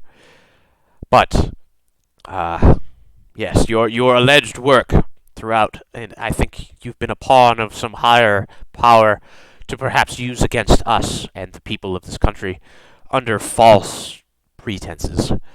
But for now, I think the safest thing is to get you out of here, because if the enemy wants you, then we should remove you. And if perhaps we could get our artifact back, we might be able to actually combat them. But yes, little kobold, go. I thought you said little goat one. Sorry. I know that this is a touchy I'm sure this is a touchy subject, but since we're all putting all our cards on the table, what's up with the Inquisition of Svas and Shuri Baptista going after all the like? I believe here that there is something greater than just something in the Ashlands. There is an evil afoot that has more to do than just with vampires. And in this case, a devil coming up to make a deal with one of your academics and taking the moon crystal is not necessarily just something that happens. It is not a coincidence, as far as I am concerned anyway. I think that there is more to this than meets the eye. I am sending you to Sheriff Baptista because there are people I trust there. But what I will do is I will have a note delivered to you at some point in the future with your contact there. I will not tell you now, for these lands are dangerous, and I do not necessarily trust you all under the magic of these vampiric overlords. I will do what I can, and my people will do what they can to make sure that you are unharassed as you travel the Wildlands, but I will make no promises. For now, Hopefully we don't know. hopefully you will not come across anything. Go ahead. Do you know Calocrav? We were supposed to kill him. We did not. We didn't even try. We were tasked to kill him. Who told you to kill him? Michael? The one that worked with Irene, I presume. Yeah. Interesting. You know, they got straight us up killed murdered a multiple times. man. Yeah, we're like, that's super sus, my dude. Well, that is not a name that I have used in a long time, but that is I. I am known as I'm glad we Calocrav. didn't try to kill you. I very much appreciate such things.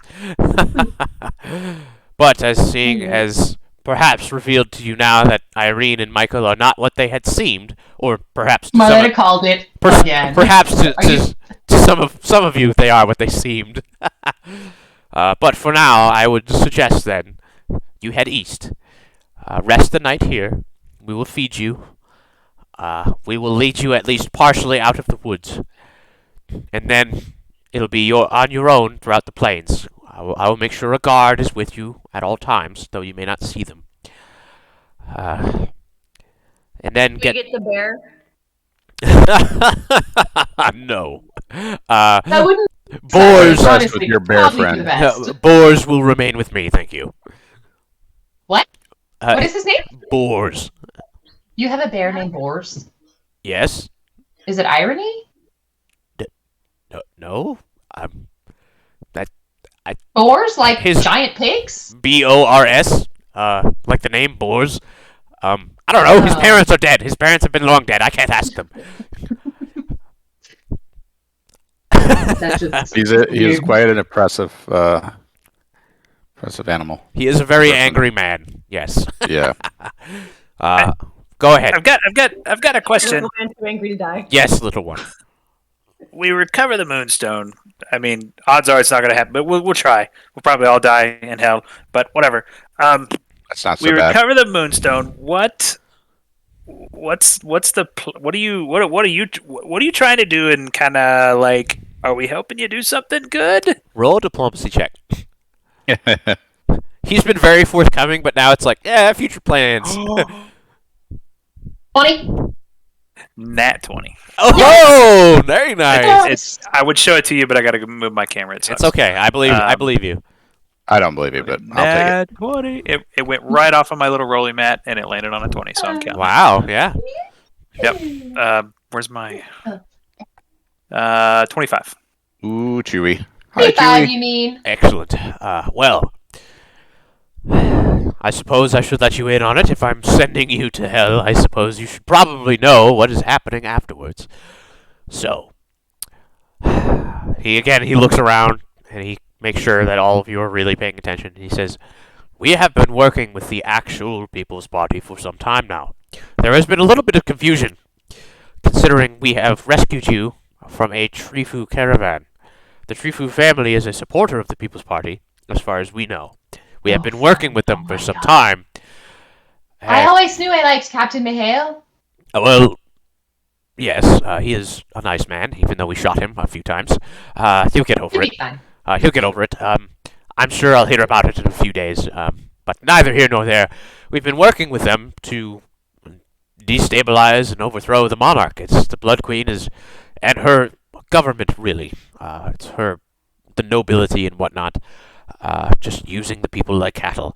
And though they protect Count me in. werewolves, say that again. Count me in. Yes, well, I understood you would be in. I don't think Michael knows we've been arrested. If you can sneak us back into the capital, we could probably get the door open and you can capture him. He Well, at this point, I'm going to cut his head off. No, we can talk to him first. No. Ooh, yeah. No. Yes. If anyone kills No, him, she it's wants to me. kill him. Okay. He's Well, almost then killed. I will Wait, assist you in endeavor. What's the wait? End game. What's the end game, please? Shit, you're right. And so as you guys are like having Very this short-sighted. kind of I don't kerfuffle, care. Fuck he's my just goal. like- that is my goal. he kind of tilts his head to the side and he's like listening, but not necessarily to you all. And he kind of comes back. He says, I'm sorry. And yes. Well, the end game here would be first to get rid of many of the laws that oppress the people here. The Ashlands can remain as a country, a democracy, or something of that sort. I am not necessarily the planning type for that. I at least plan to purge the evil from this land, yes. But I know not all vampires are evil if there's so much as keeping souls from moving on to the next realm. Now, I understand certain folk have qualms with that, but I do not. Now, you can handle that as you will, but for myself, the Inquisition is also a considerable issue. We are only hiding here because the nobility adversely, rather protects us. It's very strange. They protect us, werewolves, and other monsters from the church, but the church itself needs protection from, well, itself. So we are using this area now, and, well, the resting place of the moon crystal, to gain strength, and to hopefully sally forth to take on the Inquisition, be it in open battle or, covertly, whatnot. But I'll be sending you all to Sharitha Tissa anyway, to get the ability to go get the moon crystal for us. And perhaps you would learn more while you're there that would aid us in collapsing the evil that has grown within the church. And just perhaps, we may be able to make the world a better place. And he looks over at you, Cyra. Questions at least. What words should we use to talk about lycanthropes? You said monsters, but you said it kind of funny, like you don't call yourself a monster, which is reasonable.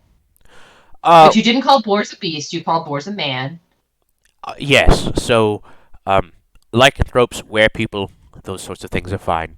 Now, monsters, I take that in a very generous term of including such other races, the more formidable creatures that you would not necessarily find in the outside world, things you would find in the Jupiter Hell, even such evil dragons as umbral dragons from the shadows, and other such things. Now, I understand, Master Goblin, that you are not a monster, but some people would see you as such. And so, the term is more of a loosely used, disgusting term, but at least covers the generalities of, I don't know what all of you feel about certain things, so I'm just going to use it. But yes, what you would generally consider to be an evil or terrifying group of monsters. What should I call you? What's a polite way for me to talk about you and, talk to the guard? I'm sorry. I liked your exposition, but I just want to know about manners. Well, you can call me, His Holiness, if you wish. Or simply Calocrav works. Just don't do that in public. Yes, well... His Holiness. Yes. His Holiness will serve. And then the guard, well, his name is Droppa. His name is Droppa. He's not from around here. He has a very strange name, but it's fine. If we were about to be arrested and sent to the capital from House Trifu, we just told them about Michael, would we probably not have been killed? He thinks about it for a second. Says there is a good chance that they may have used you to hunt Michael, but that operation is already underway. And he just kind of leaves it at that. Oh wait, the second question. But he knows me, so I can get the door open. He's behind a very locked door. Oh no, the door has been safely removed, I promise you. Love that. Okay. Why? We have Irene then? There's like a bunch of questions coming at him, and he just focuses on the loudest one, and he says, that is something we're working on. And why does you guys know? Fuck her. Go on. Why is the nobility protecting monsters from the Inquisition of Spots? To use against the Inquisition in some future endeavor, It's a political battle. I presume, It's a political thing. Okay. Nope, that makes sense. Political intrigue. And probably a literal troop number thing. I'm sure they would be drafted at some point. Okay. Should a Do war they break have out. morals we weren't aware of? They don't. Some of them. House Trifu, Well, certainly. but I mean specifically the nobility that we're fighting. I see. We hate them. They're not very nice. But yes, you will meet with somebody in Calcrapa, and he reaches into. He's got a tunic on, and he kind of reaches into the tunic, and he pulls out a scroll, and it's kind of sealed, with the visage of just a howling wolf, before a tower, and he hands it. He just kind of holds it out. He doesn't really hand it to anybody specifically. I will take it if Okay. no one else is reaching for it. And before he lets Oh, go, well, you can go faster. You can take it from me. You take it out of my hands. before he That's on brand. before he lets go of it, And as Cyra is like holding onto it and Azalea is reaching for it, he says, "Do not open this until you are safely at sea. There will be friends looking for you, I promise. Now, all you need to do is get there. Get to Oh, Calcrapa. this is way better than somebody who doesn't have impulse control. I'll definitely be taking this. Do not open this." Yes, I got it. Seal it. What? Stick to my This is armor. me to you, Demon. Yes. What is what should I call this thing? It's a sealed scroll, Okay. if you want to call it that. I'm gonna think of it as Pandora's box. Yeah. When you are safely at sea, you may open this. However, my friend will find you. Do not go looking. Do not go asking questions. Just get to Calcrapa safely. I know it is a long distance, especially on foot. I cannot provide you horses or whatnot. You will make do. I will provide you guards throughout. Avoid Locomotuous and avoid the capital. And quickly cross the roads. I have nothing else further for you. I will have food sent to your chamber. I understand this is cramped. This is not the nicest room we've ever had. But hopefully in the future, we'll all have equal footing. And perhaps one day, you'll be hailed as heroes. And he kind of lets go of the scroll. And Cyra kind of takes it Also and Azalea. Where are we taking hear the ya. boat to? Say that again? I'm just gonna like stick it in my armor. Like we're just gonna keep that close where fingers can't get it. You were the only one here that's gonna pick a pocket. True. I could pick a pocket probably. You want to I try? can, but I'm not gonna pick hers. Oh, yeah. Where are we taking the boat to? The ship? That's a great question. Don't need a bigger boat. So I will have it direct you or bring you around the toward Karthos. So you come up north through the Bay of Machines, and then come west to the Fluma River that runs out of the Sea of Akaith. You will go upriver, through Karthos, through Darlur, through Umbaria, and then you can either disembark at Sereno and head north to Sharif, or disembark at Persico and head northeast. It is up to you. Whatever the ship will end up doing, you'll end up doing. But for now, once you hit Calcrapa, you'll head up through Karthos. Now, that ship will not be making any port calls, or it's not planned to anyway. So, if you need anything, you could perhaps purchase it in Calcrapa. I do not know what they sell there. I have never been there personally. But it may stop at Karthos for supplies. But beyond that, I expect it. Whatever my friend will do, he will do and head straight toward our destination. And you can tell him where to disembark. I will not tell you any more his name or what to look for. And he kind of pushes the cot. He stands and pushes the cot back up against the wall. And he opens the door slightly and he says, "May Svas guide you, and do your best. You are safe here for the evening, and in the morning we will lead you out. I do hope you understand that we will blindfold you in the morning until we get out of the area, and then from there you will be free to go.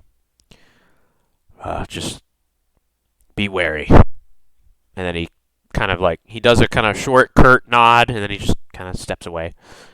And the other werewolf returns, Droppa, the guard/guide, and he kind of pulls up a chair outside the door, and you hear him like put it up against the wall, and he just kind of sits down against it. So it seems that you're kind of like house arrest, maybe the best case for it. But you could probably ask if you wanted to do anything. But you guys have time now. It's like you don't even really know what time it is, but there's no windows, so there's a torch that's keeping it lit. What do you guys want to do? You hear anything about a large group of elves on a bunch of horses walking around? You know what that's about? Oh, you're asking the guard? Yeah. Yeah. You crack the door open a little bit further and stick your head out. And he's just like he's sitting back and he's got his arms crossed. He's just kind of like staring at the wall, and then he looks over at you. He listens, and he says, no, not that I can think of. I We could definitely ask passed- around. We definitely passed a bunch. It just seems like weird for a large group of people to be anywhere in here doing things. Yeah, no, this dude is like very clearly not telling you the truth.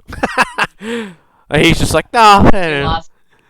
It's because we lost the moon crystal. Yeah, He's mad. there's a little bit of emotion in there that you're not quite sure of, but yeah, he's not telling you the truth. It might be important for our mission to know everything. Roll a diplomacy check. He's not technically lying. Probably not good enough. Diplomacy? Yeah. 15. He looks at you and he rolls his eyes. He's, "Oh, well, all right, I guess. I guess it could be.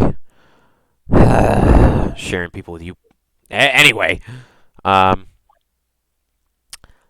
far as I am aware, those people are called the Forest Sprites. They are a mercenary group, owned by a wealthy elven man. Quickthorn, I think, is the name. Yes, I'm aware of that. What are they here? Then why did you ask? I don't know. But they've been hired, I suppose. I don't know by whom, but they've been hired by somebody, clearly, in the capital, if that's the way they were going. Okay. We'd probably know more if, we could have a little more strength to search these strange threads of fate, but I don't know. Is he telling me everything he knows? No? I mean, oh, I see. Yeah, I was like, I don't know. It seems like he's telling the truth here. And it seems like he's being, at least, giving you the information that you asked. Well, just make sure they don't see me, that's all. Okay, don't go to the capital? I guess? If they're walking around, just let me know they're in the area, that's all. He's confused and just like a little angry. And I'm gonna shut the door. Yeah, he's just like, there's a bunch of emotions going on. He's like, what? God, I have to deal with this shit. And you close the door and like, he's clearly Don't have not to being. deal with it anymore. He's clearly not being paid enough. Yep. Is there anything you guys want to do before your food for the evening arrives? Do we want to talk about, like, who we are and how we feel about what's happening? That's in character. Absolutely not. I mean, I'm happy to go to hell, and maybe there's some good formulas and stuff there. I mean, alchemy. I don't know. It sounds exciting. We may never get there. That boat ride sounds pretty long. So, I'm in. I don't care if we share. Quite the adventure. And hey, for you, Tor, we get to basically, ultimately, maybe not kill all the vampires, but get rid of the bad ones or the worst ones. I guess they're all bad. I don't know. Does anybody have a book about hell? No. But perhaps we could find one. That would probably be useful. Library of sorts. I know my way around those. I feel like I'm halfway there already. I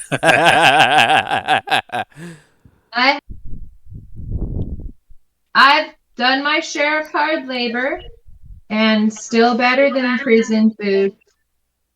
And now we have just don't let them see me. Do you want to talk about why? Why what?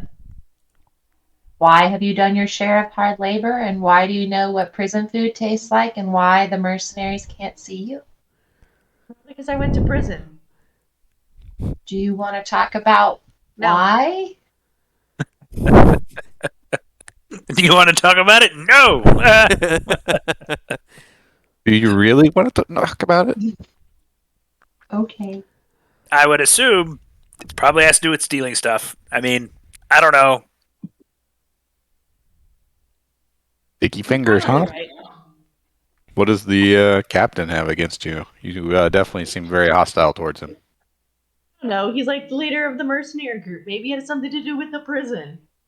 Maybe. Mahale? What do mercenary No, groups no, have to no, do with otherwise. prison? The guy, Cornbread. the thing that doesn't exist. Oh, got you. Yeah. Wait, what thing that doesn't exist? Right, right. I forgot. Yep. Riding on the thing that doesn't exist.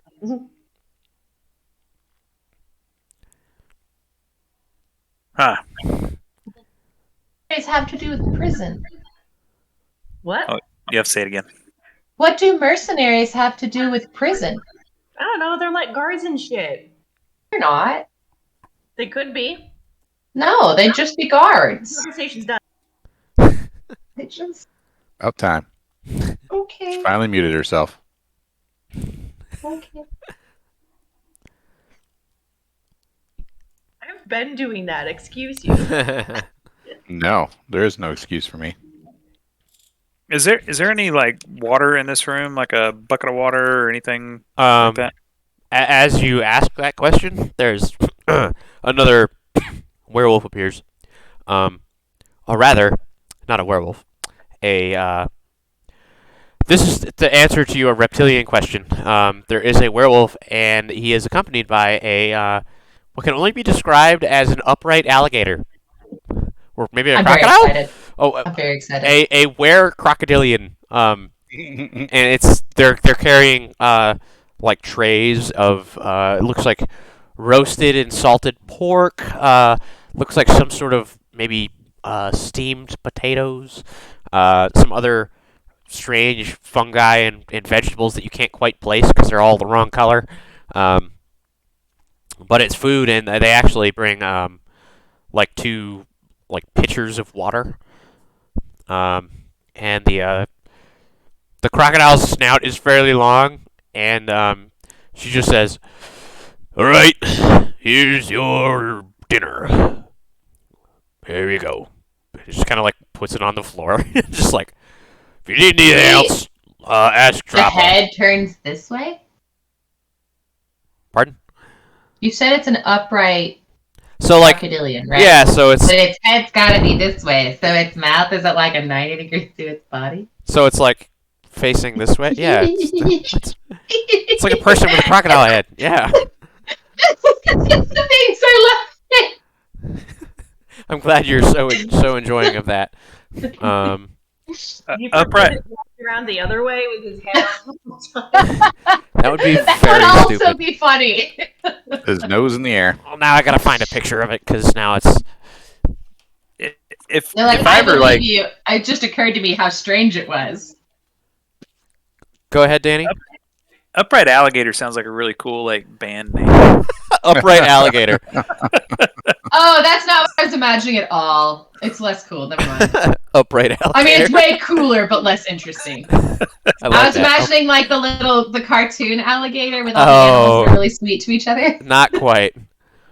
Okay, I'm less interested. Upright It's cooler, but less interesting. alligator. Band name. Let's just take that down. Okay. Heavy metal. Coming. Heavy be a metal thing. band is upright alligator. Okay. Yeah, so she drops that off. The other werewolf just kind of drops the pitchers of water there.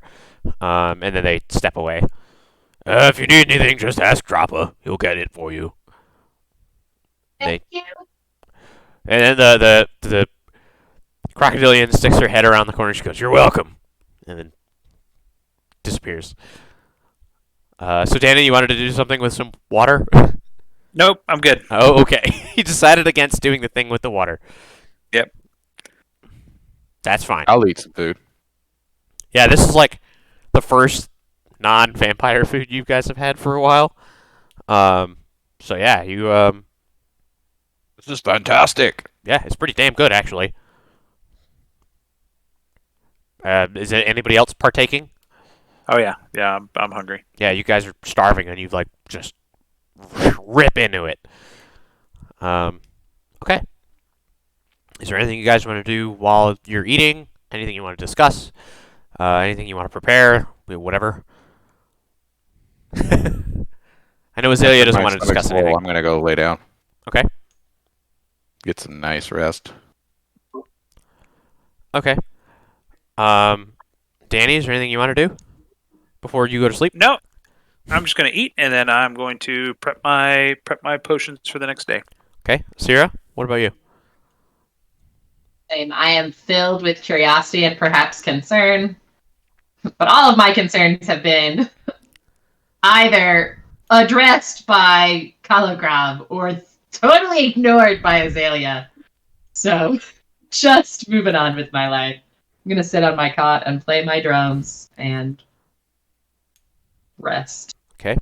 Azalea, how about you? So I'm gonna go right to bed. Okay. Yeah, so you guys sleep peacefully through the evening. Nothing disturbs you.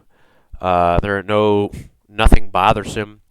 Nobody comes into your room or anything like that. Like, all of you rest surprisingly peacefully. Even you, Tor, who's been disturbed by dreams of late, have a nice evening's rest. And morning comes rather not so much that you see the sun or anything like that, but you just like naturally all wake up pretty close to the same time. Is there anything you guys want to do in the morning? Fair enough. Do they? Wow, sorry. What's Did they bring us food? As you wake up, there's no food available at the moment. Okay. But I mean, you can ask for food if you want it. You see, are you gonna stick your head out, like open the door and stuff, or what? Show up soon. I will. Okay. It takes a few minutes, and some food is given to you, but it's not nearly as good as the day before. It's mostly hardtack, and jerky, and like dried fruits. It's all very non-perishable things. And they say It's drop. all mainly dried food stuff. So Droppa sticks his head around, and he says, "Hey, this is going to be about a week's supply of food here for each of you. So, take care. This is all we can really give you. I mean, you're doing things for us, so I guess I should say thanks. But just try not to go messing with artifacts that you don't know anything about in the future, please." Okay. No promises. I'm Droppa. Huh? Where are you from? That's a great question. Nowhere. I kind of wander everywhere. I don't know. I didn't really have a home. I guess I'm from here, I suppose. Is there something? Is this just a matter? Or are you just trying to be? I don't know how to deal with you people. And he just kind of like backs away out of the room. He's very confused by all of this. Don't blame the guy. Yeah, so you guys get your food, prepare your spells and potions and whatnot for the day. After about an hour of you guys getting ready, Boars, the bear, you just see his hulking form outside the door, and he opens it, and he just grunts, kind of like bends over to the side, and he just kind of like motions for you to come out of the room. It's like comical how large he is fitting in this small space. I will come out of the room as instructed. Are all of you wearing your armor? I presume Yeah. you're putting your armor back on, yeah? Okay. Yeah. Yeah. Just so you don't forget later. Okay, cool. Yeah, and, I gather up all of my belongings that were returned to me Yeah. and depart. and Droppa just kind of says, "Oh, all right. Well, look, I believe in you guys. I know you're not gonna do anything crazy. That's not true. You guys are doing something really stupid. I can just tell. But look, I gotta bind your eyes again, so that way I can, guide you out of here. All right? Go ahead, little one. What's up? If we found another lycanthrope, is there a way that was not associated with you guys? I'm so sorry. I'm getting a lot of feedback, and my Marlena, brain mute literally yourself. cannot bear. There you go. Sorry. Continue. My brain cannot handle. If we found another lycanthrope, Is there a way that wasn't associated with y'all? Is there a way we could send them where you could find them without compromising your safety? So, like, I don't know, like almost like a bot, like the drop box, a place you guys check with some regularity, but isn't here. I don't know. I could ask, I suppose, but look, I like to help people. I Don't believe it at all. yeah. Look. I appreciate the sincerity, but like that's way above my pay grade. I don't know. Not that I get paid anyway, but whatever. Anyway, just shut up and follow me. Just God damn it. And he just starts like putting bindings around people's heads. Boars actually does yours tour like surprisingly gently, so you don't have to bend over. He just like very gently ties it. Like you can still hear his like heavy breathing, and like even under his massive fur, you can see some of his veins like sticking up. Like this dude's like he's like roided out. He's not happy, but like he's still very gentle. And he puts that on, and Azalea, he does yours too, because you're still taller than Droppa is, and Droppa kind of does Danny and Cyra's, and you guys are kind of led out of this place, wherever it is, and you feel like you are going again through a tunnel, like a dirt floor, gravel floor tunnel, for some time, and there's a cool air here, and nobody's talking or anything like that. You guys can hear each other breathing and walking. And Azalea, are you going to try to count your steps again? Okay. Make an intelligence check.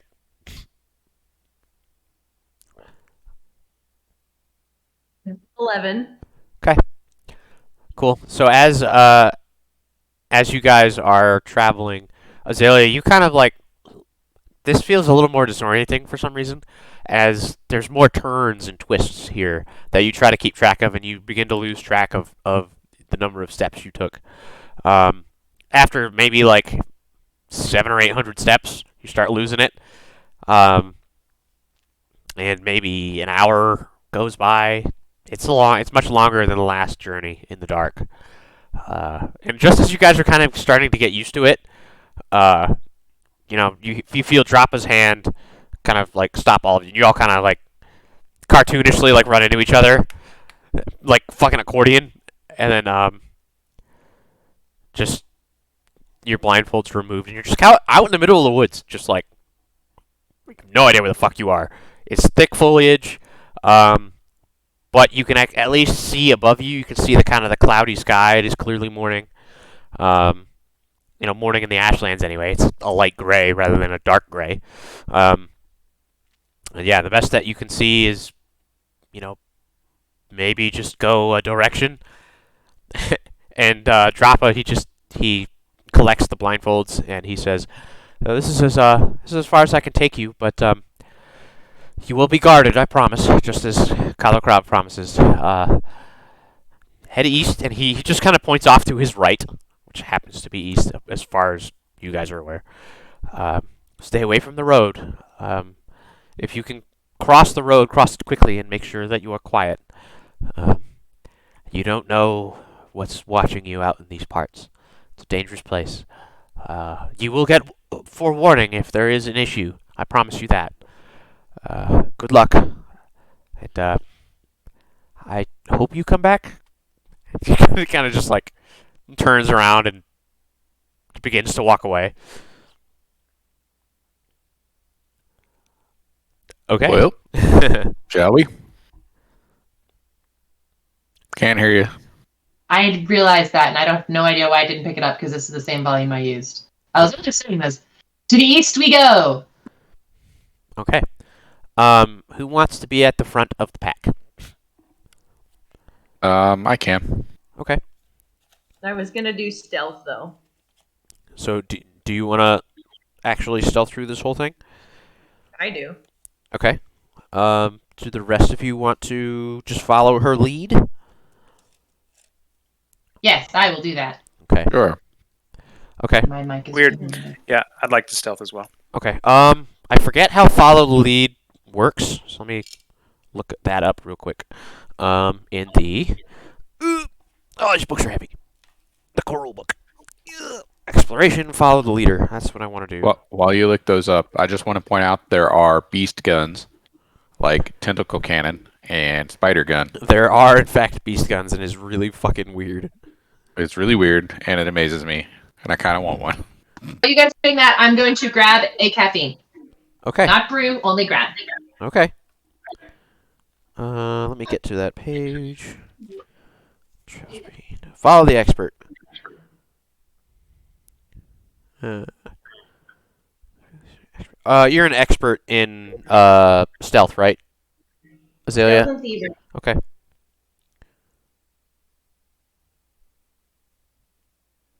Okay, cool. Okay, so for this, while following the expert, you match their tactic or attempt similar skill checks. Thanks to your allies' assistance, you can add your level as a proficiency bonus to the associated skill check, even if you're untrained. Additionally, you gain a circumstance bonus to your skill check based on your allies' proficiency, so +2 for expert. So you get a total of +5 to your thievery on top of what you already have, even if you're untrained. Me too? Or I'm just sorry, them? your stealth. Just them, because they're following you. Okay, so I roll straight and they get +5. Correct. Okay. Wow, that's pretty powerful. Yeah, that's really good. Natural 20. Holy shit! Awesome. That's great. 21. Okay, the rest of you can make your stealth checks. 21. Wow. Okay. 27. Holy shit, guys. That's awesome. Roll a stealth check for us, Cyra, and I'm- add a +5 whenever you Oh, nice. get settled. 4. 24? Wait.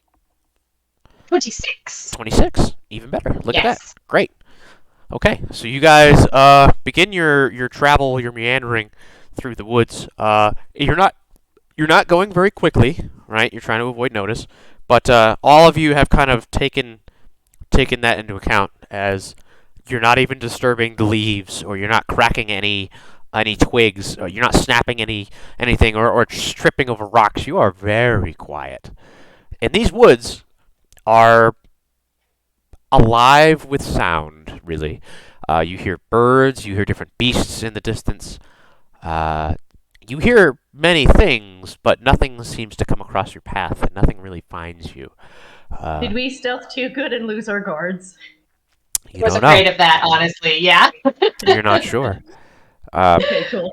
But you travel for a really good chunk of the day. So I'm gonna have you guys roll another stealth check for me. Do we get to add 5 again? Yes, because you're following the expert. Okay.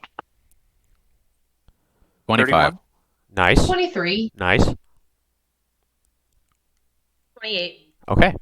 So, it's a little more tiring to move through all this underbrush and between the trees and whatnot. This terrain is not something that most of you are used to moving through, right? You're used to moving through stone or buildings or caves, but the woods are kind of a different animal, and it's tiring. But you get to about noontime, as far as you can tell anyway. You can see a slightly brighter spot in the clouds up above. And you actually reach the edge of the Wolf's Wood.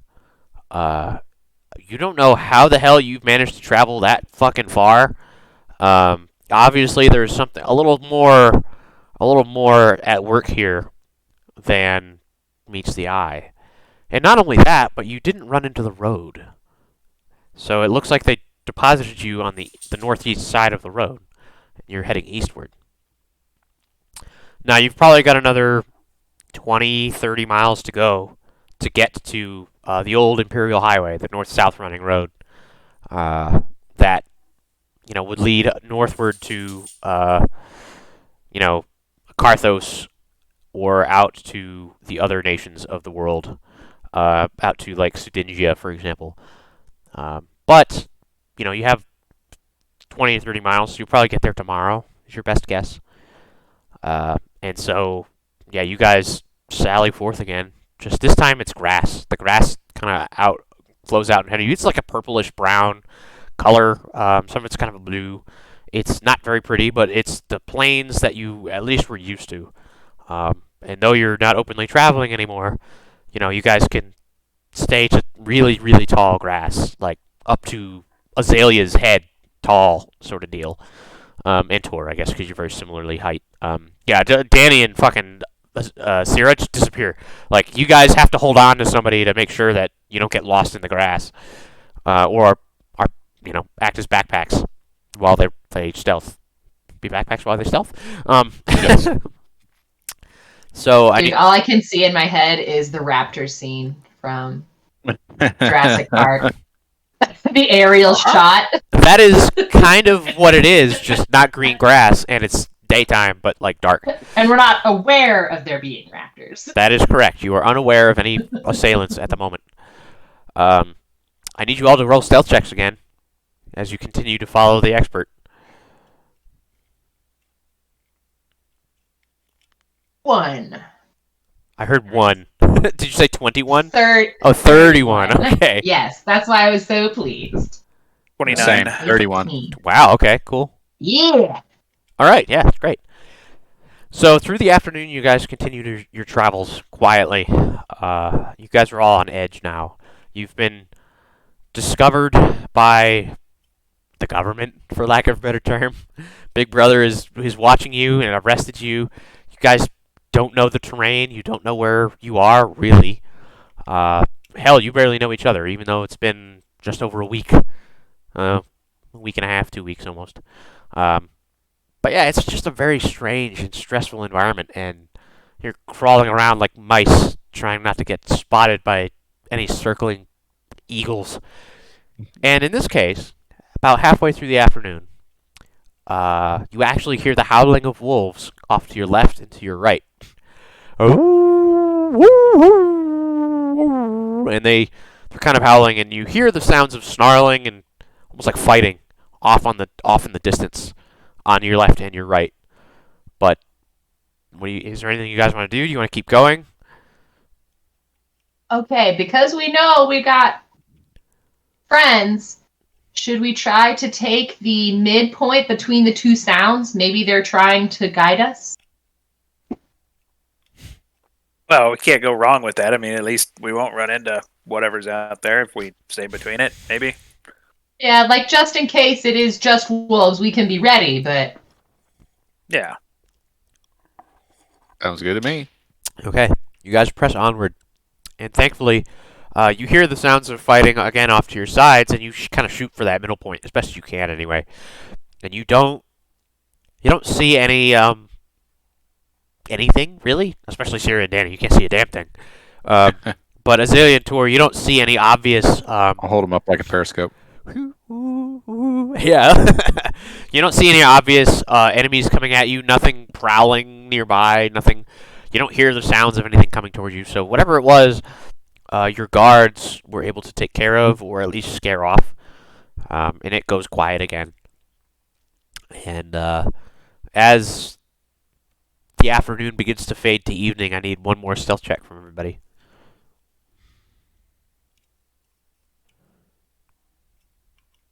25. 23. 1. Like 2, 1. Okay, copy. I only got a 14. Okay. As the clouds begin to disperse, and as the stars begin to come out, it's getting cold, and it is late autumn now, and you guys need to find somewhere to rest for the evening, and it's just been a sea of grass, and Danny and Cyra, it's getting really, really annoying. You can't see a damn thing out in front of you or even behind you that far. Every once in a while, Tor will lift you up and kind of show you the area just to look around, but not for very long. And who wants to look for some place to rest? Yeah, I will. Well, yep, all I can see is grass, so Go ahead and roll a survival check. 9. Okay. 9. So as you guys continue to travel, it's pretty obvious that there's not going to be really anywhere to find obvious for a resting spot. And you guys trudge on through the night, and not terribly late into the night anyway, because night comes fairly early, especially this time of year. And you guys end up, like the grass begins to get shorter and shorter and shorter until finally it's about Cyra's head height. It's about your like waist or upper like middle torso for the rest for Azalea and for Tor. And you spot a small group of like stunted trees, kind of on their own, at the kind of the bottom of this, almost like a bowl. There kind of looks like there might be a spring there, but that seems to be the only cover you'll find for miles in any direction. We go. Why is my mic not picking me up? Can we go back to where the grass is tall and just stay there? Maybe. Can I build any kind of like improvised shelter out of the grass? Is it thick enough, strong enough? You would probably be able to like either trample it down or maybe bend some of it to. It won't like block any rain or too much wind, but I mean, and at least kind of you can shape it to maybe form a perimeter or something. Not much in the way of a shelter though. Most of this is fairly brittle. At least lay it down and make like a bed of grass. Maybe that you could do that. Yeah. Is there anything you guys want to do now that you've kind of stopped for the evening in the taller grass? I'll put up my tent. Okay. I was gonna ask if it looks like we needed the tents, because if we do, I'll put one up. If not, I'm not gonna. It's fairly cold. The tent will help you keep warm. Maybe another week or so, you'll absolutely need a tent at the very least. It's not terribly windy tonight. No, I'll just stow it then, and I'll just sleep in my bedroll. Okay. Danny, what are you doing? Yeah, I'm just sleeping in my bedroll. Okay. Tor? Yeah, bedroll. Okay. Are you guys setting a watch, or are you just gonna hope that your guards are doing their job? I'll start a watch. Okay, Danny, you're gonna start a watch? Yep. Okay. Roll a I perception. can't see Gold anything, watch? to be You fair. got a gold watch? Well, I Yeah. mean, I can't see anything. I'm in the grass, so I'm just gonna sit there and listen. Okay, roll a perception check for me, Danny.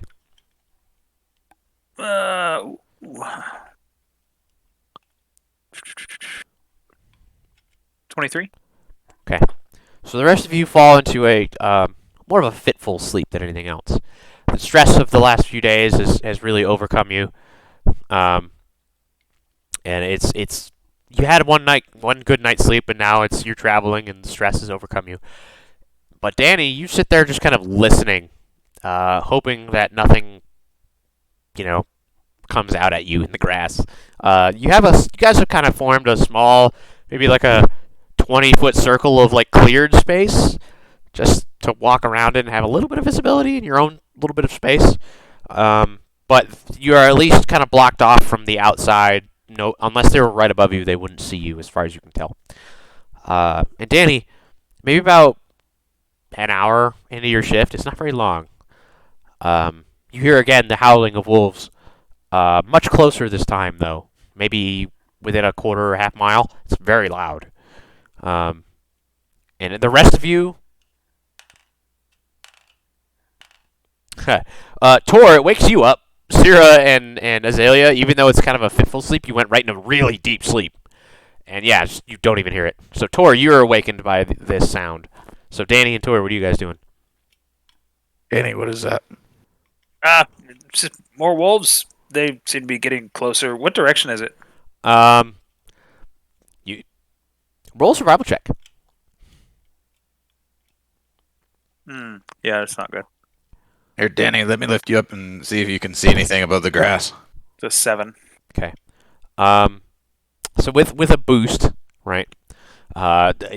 Tor boosts you up, and you see the grass is moving. Now your directions are not great. You're not used to the stars yet, and it's so dark here compared to all the city time that you've spent that you can see all of everything. It's kind of terrifying, actually. But you can see that what you would think would be maybe north, and then maybe south, and even maybe west of you. there seems to be movement in the grass, and the wolves now it's kind of a snarling sort of sound. Tor. So there's movement in the grass, and I think they're all around us, behind us, and north of us How and far? south of us. Maybe within a quarter mile. Yeah, like quarter mile. Let's wake up the ladies. We should keep moving. And Danny, as Tor kind of like lets you down, something catches your eye. You see like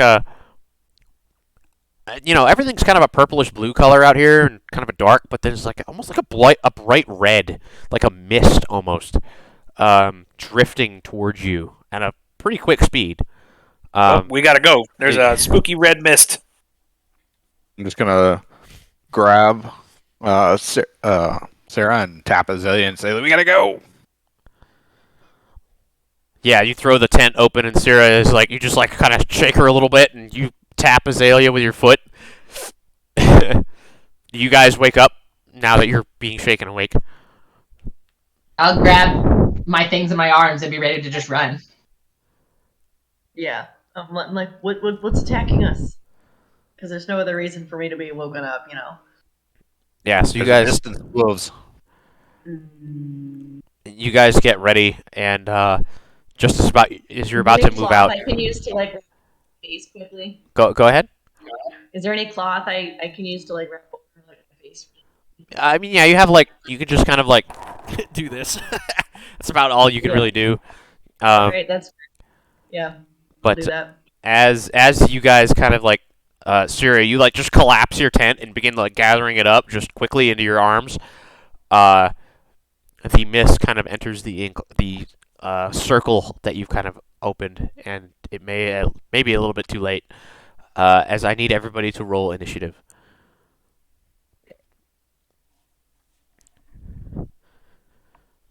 Fine. Everything's fine. I rolled a 4. I rolled a 2. Wall. So 11 total. Okay.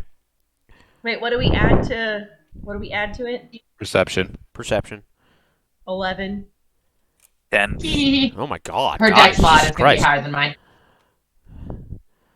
I got a 17. All right. At least somebody's doing their shit. Okay. So this is. I was Yeah, they just preoccupied. woke up. Yeah. They just woke up. It's true. And then. Oh no. Where is? I need. I need a miniature for this, and I did not grab one initially. Like a fool. Well, you can just stand on it then. Yeah, I'll stand on the table. That'll be. It'll be me. Miniature. I am the miniature. Haha. Okay. The red mist. Red mist. I could have sworn I had one for this, and I guess I don't, which is kind of disappointing. Lame. That's You okay. thought you were better than that. Yeah, I know. I'll use We did not. I'll use this one. That's also true. I'll use that one. Okay. And then so after Tor, who got the next highest? Tor got a 17. Who got next? Danny, what did you get? I don't hear anything. Unmute yourself. Oh no, I'm not. Oh. Yeah, I'm just fuzzed out. I was trying to figure out what's wrong with my camera. Sorry. Focus. Probably bleached out from the sun. Probably. I rolled a 10. Roman candles. Okay. Who got an 11? What? Oh. We both Yeah, got total? 11s. Oh God. Oh We're boy. gonna die. Okay. Jesus Christ. All right. So 3 here, 4 there, and 5. Okay. Haha. Nope. God damn it. Stop being rude. There we go. Cool. How wooed. How wooed. Okay. Cool. So as you guys are kind of lined up and ready to go, I don't know if I enjoy this system or not. I might just write it down later, but for now, I'll do it this way. Haha. Okay, it works. All right, we'll do this. We'll do spin that around. You spin this around. You're over here. Quick question. Go ahead. Tor, how many hit points do you have? Like, what's Total? your max? Yeah. 45. Okay. Azalea? Mine is 38. Okay. All right, cool. Just trying to make sure I'm calculating this right. I think I messed up somewhere, but cool. Yeah, we can go over that again if need be. It's like your race, your class, and then your Constitution modifier. Yep. And another Etsy thing for tracking initiative that I think I like better than the rings, because you can put. It gives you the option to put things in order, but you can also move things around really easily, and you can put names and what the actual initiative was. Okay. That's just fun fact. Good to know. But I'm gonna write down the initiatives anyway. 18 creature, 18 for Tor, 11 plus for Azalea, 11 minus for Cyra, and 10 Jeez, Danny. for 10. Danny. Okay. Let me get my camera adjusted here. Ugh. Okay. Yes, I like the box. Yeah, I know, right? And the door. Isn't it great? This is what you guys wanted to see, right? Yep. So we tuned in. Yeah, that's right. That's why everybody's watching, to see a door in a box of my super messy everything. That's just how it be sometimes. Ugh. I gotta step over here. Okay. That should be fine. Focus! Focus! I think it's actually probably pretty good, actually. Yeah, it looks good. Okay, cool. Good enough for having work. Yeah, so, That's us. all of you are here, right, with fancy little rings to tell you what your initiative is, right? So, Cool. the creature is this one right here. It is number 1 because it rolled much higher than you guys. Number 2 would be Tor. 3 is Azalea. 4 is Cyra, and 5 is Danny. This brown circle just denotes the trampled grasses of where you are. And just to give you an idea of what this creature looks like, it is that thing. I hate it. Disgusting. Yeah, it's pretty fun. Pretty ugly looking. Yeah, so it's just this terrifying. This red mist kind of turns into kind of like bones and teeth and a skull. It's not great. So what it's going to do is it sees that Danny is actually closest to it. Oh. So it's going to kind of just drift over to Danny. I'm gonna die. Well, that was nice knowing you, Danny. It's going to make an attack. What is your armor class, good sir? 17. Okay. It hits you with a 17. Just on point there. At least it's not a crit. Yep. So you take 5 points of slashing damage. 3 points of persistent bleed damage. And I need you to make a fortitude save, please. 3 points of persistent bleed. Yep. And a fortitude save, right? Yes, please.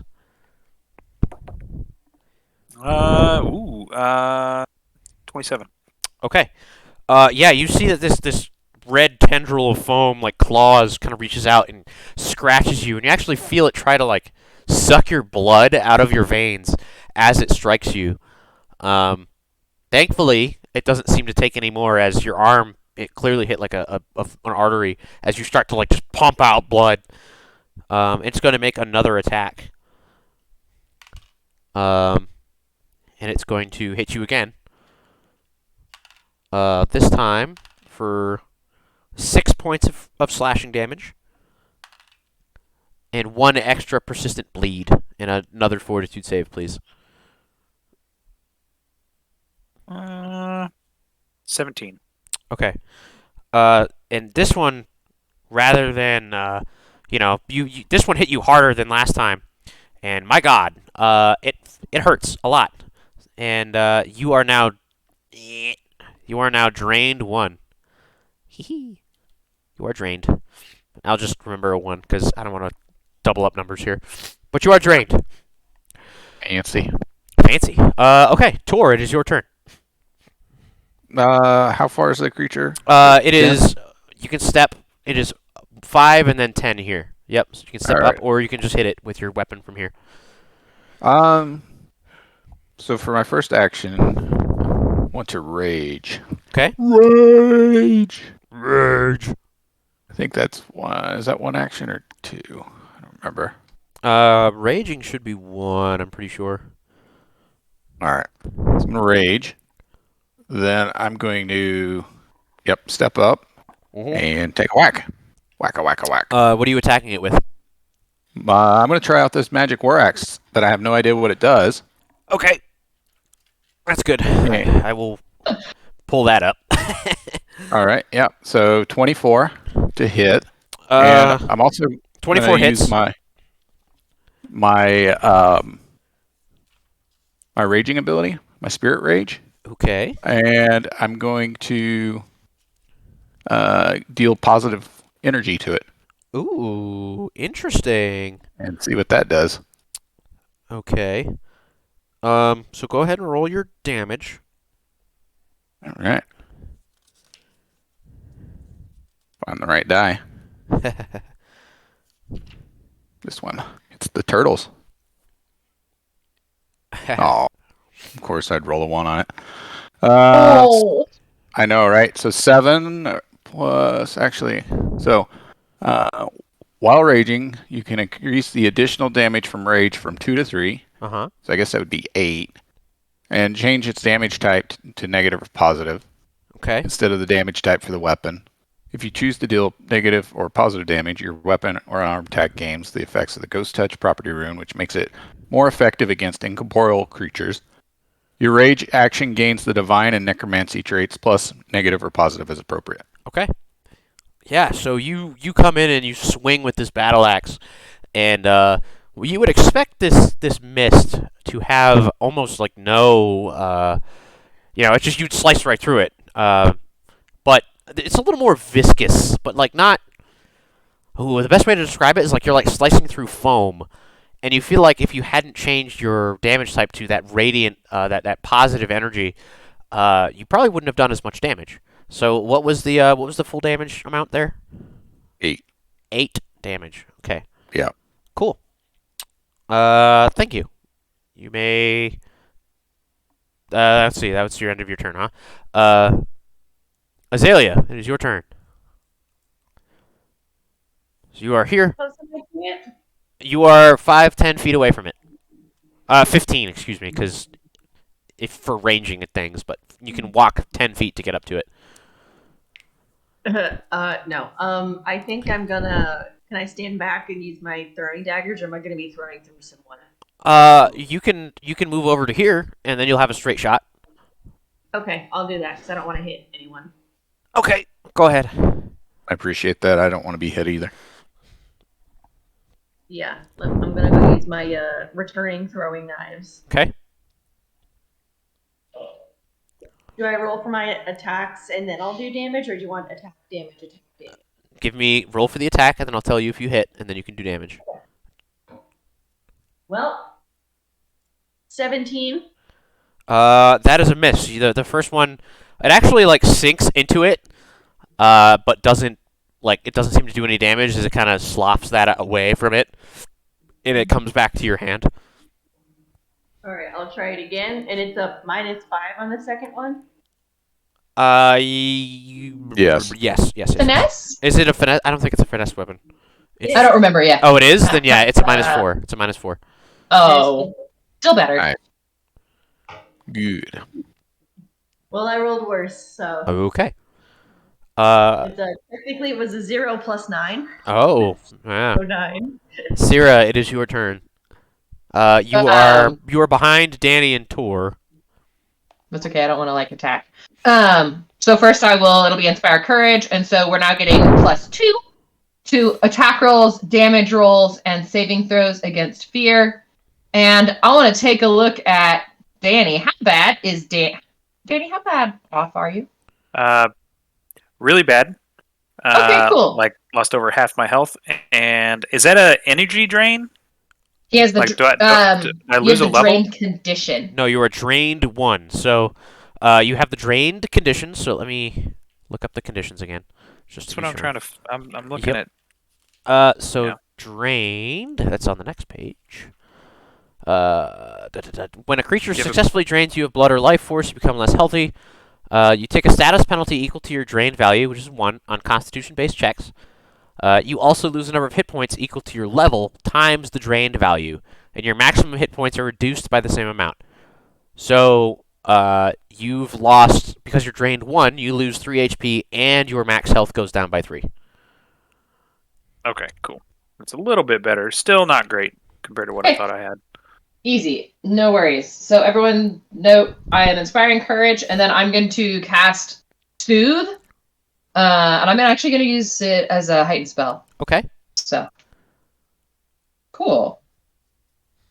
Okay, cool. 17 17 hit points healed. Nice. Very nice. I rolled a 3 on one of them, and I'm not real pleased about that. That's Here fair. Yeah. we are. Yep. Is that all The you're other doing? was a 9. So. That's all 3 of my actions. Okay, just making sure. Yeah. Oh, actually, will you... What? No, I can't. Sorry. Okay. I was going to ask about rolling a perception check, but that's an action, and I have taken my action. Correct. Danny, it is your turn. You are right Now- in front of the beast creature The thing. bleed effects. Yep. Bleed effects do not stack with each other unless they deal different kinds of damage. When 2 or more bleed effects of the same kind of damage take the worse effect. So you take 3 instead of 4. Sweet. This is good. Yes, thank you. Thank you for the correction. It's important. I just found that on the internet. I didn't find it in the book, so maybe it's wrong. I'm cheating. Yeah, No, cheater. I think we looked. No, I think I'm we sure looked it it up is. last time Yeah. and we found it. Yep. All right. Gosh, and I'm looking at actions. I want to get away from this thing. But he'll get an attack of opportunity if I move away. But is there not a disengage? It's not a thing. Nope. You Not everything most, gets an attack of opportunity. Yeah, most things in Yeah. Pathfinder 2 don't get attacks of opportunity. So if you play the odds, you're more than likely going to be able to be safe if you just back away. Okay, so I'm gonna back away. How going far? Around 5, 10, 15. Just behind Cyra, right there. Okay. Yep.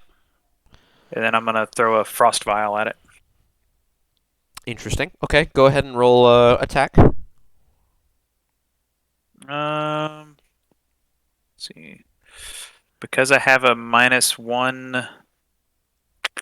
What do I have a minus? I have a drained 1. Does that hit? I got Not It's not dexterity. No. So your Okay. your attack is fine because it's a dexterity attack. Add 2 to your attack and damage rolls. Yes. How much? How much? 2. 21. That is a hit. Go ahead and roll damage. Good. Okay, so throw a frost vial at it. Let's see the damage. 8. And then plus 2 cold splash that I'm going to limit to it, Okay. as I can do that. Yep. So 10 damage total, and then Okay. it takes a 10-foot penalty. Oh, very nice. Interesting. Ooh. Nice. Okay. Cool. That's very interesting. Since I had the heal effect, does the bleed go away? It does. Yes. Yep. So did I take the bleed at the beginning of my turn or no? No, you Probably won't. shouldn't have. Nope. Okay, all right. Sorry, So, I should have mentioned that. cool. My bad. It's all good. We are It good. didn't. I'm still drained 1 though. Yes. Okay. I believe Yeah, and so. I unfortunately can't fix that, but I will just do it. I can. So, Danny, that's 2 actions. You got a third one. I'll. We don't know anything about this. I don't know if it falls into your wheelhouse. If you would know about this kind of creature. I don't think I would. Ian. This is not something you have seen before. Okay. I mean, you could attempt an occultism check if you want, but that would be your third action. That's what I'm gonna do. I believe that's occultism. Let me be just sure. Yep, occultism. Go ahead. And I don't imagine dungeoneering lore would help with this one. No, it would not. Okay. So occultism. 18. Okay. So this creature, you've heard of a creature like this. You've read about it. Something that alchemists may have attempted to use before, or maybe create. But this is what's called a vampiric mist. It is an aberration. It's not a true undead or anything like that, and it's like got the consistency of foam, and it can fly, which is pretty cool because it doesn't have legs.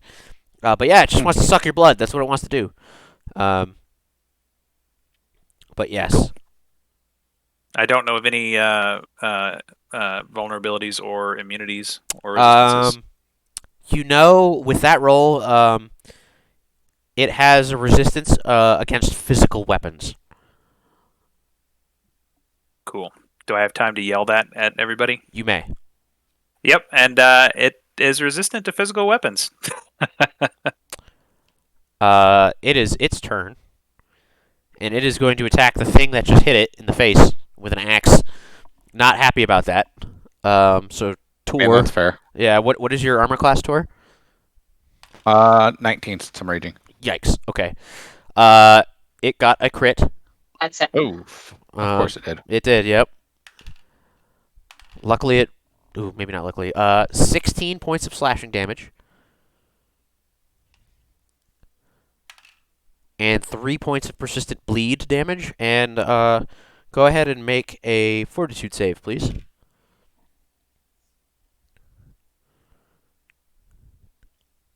Uh, 21. Okay.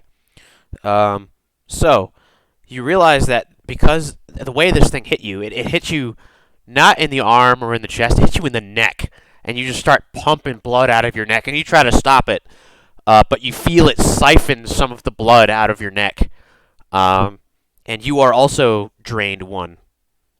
Do I have more drained tokens? I may have to open things.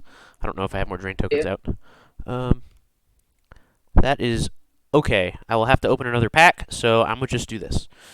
You are now drained 1 with a white ring. Improvise, adapt, overcome. That's right. And Tor, as you take this initial damage, something you notice, the human skull on your axe changes its appearance. It shifts to look like a kind of, it mimics the face of the red fanged creature that just hit you. And Interesting. It's going to attack you again. And that's a regular hit. And that will do. Wow, minimize the damage. You take 2 damage. And then no extra bleed on that one. And you need to make another fortitude save.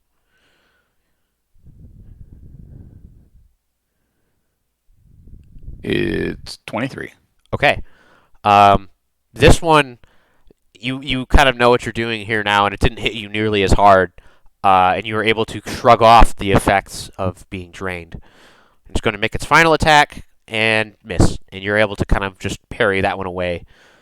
And Torridge, it is your turn now. Okay.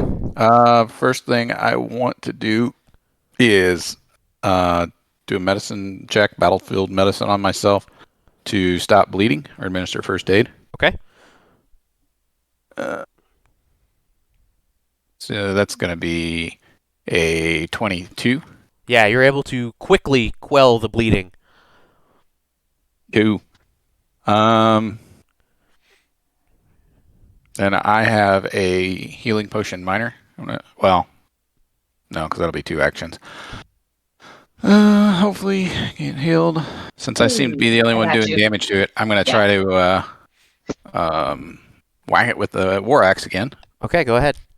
Nope, that's going to be a miss. That was a 13. Yeah, that is a miss. And also a 13. Wow, that's just unlucky. Yeah, it is. Rough, buddy. Yeah. Okay. Azalea, it is your turn.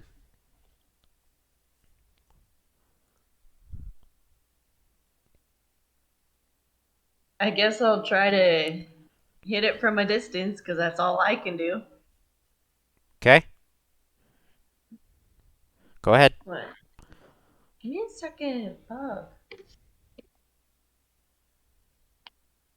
Does a natural 20 hit? What is the total? It's plus 10, right? Because of inspired. It gives us 1. Two. It gives us 2? Yep. All right, so 20 plus 10 is 30 plus 11, so 41. Yeah, that is a critical hit. Go ahead and do damage. Ass.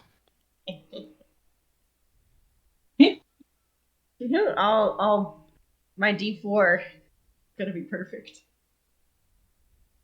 Are there any traits that are amplified by the crit? No, not with that. Oh. Does it add 2 to the damage then too?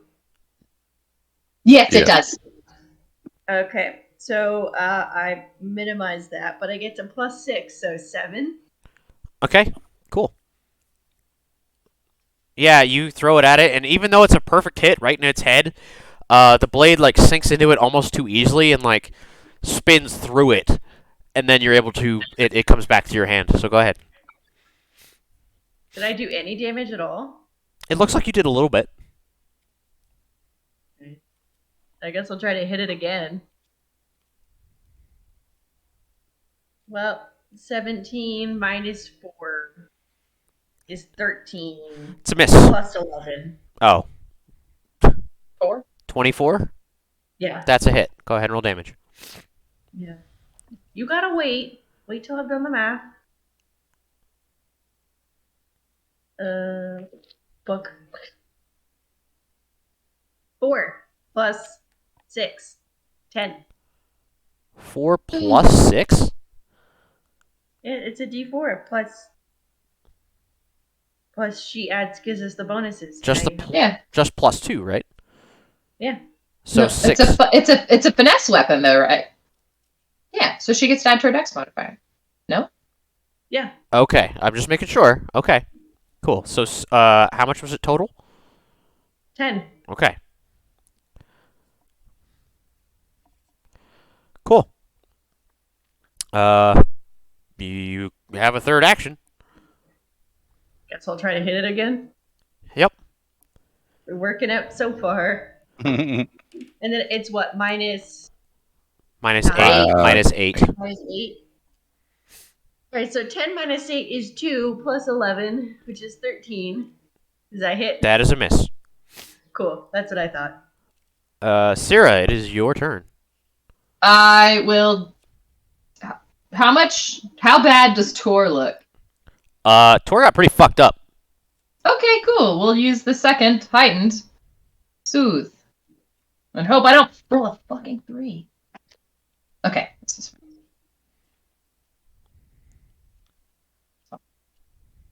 Um. 16. There you go. You get 16 health You are back, Tor. healed 16 health. Perfect. Thank you. And yeah, you already stopped your own bleeding, so you're fine. And that's all my actions because I will continue. With Okay. Inspire Courage. Cool. Danny, it is your turn. I'm gonna throw an alchemist fire Yeah, burn it. at it. Burn. Okay, go ahead and. Am I guided still? You are. You are. You're inspired, but and so add Okay, to. well, to the so attack. 1 plus 2 is 3 plus my attack bonus. Did you roll a yeah. natural 1, buddy? Yeah. Oh, Okie dokie. Sad face. Yikes! Cool. All right. I'm a roll a die. That's not comforting at all. Choose 2 numbers 1 through 6 there, Danny. 1 and 6. Okie dokie. Go ahead and roll damage. Oh, jeez. Well, it could be really high or it could be really low. Kind of depends. 7, 8, and 3 persistent fire and 2 fire splash. Okay. Neat. How much is the splash? 2. So, Tor, you take 2 fire damage.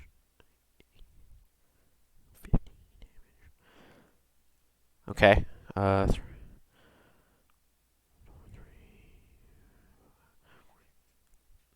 Okay. Yeah, so you actually throw this and it comes off your arm out of your hand a little too early and it just pops almost straight up.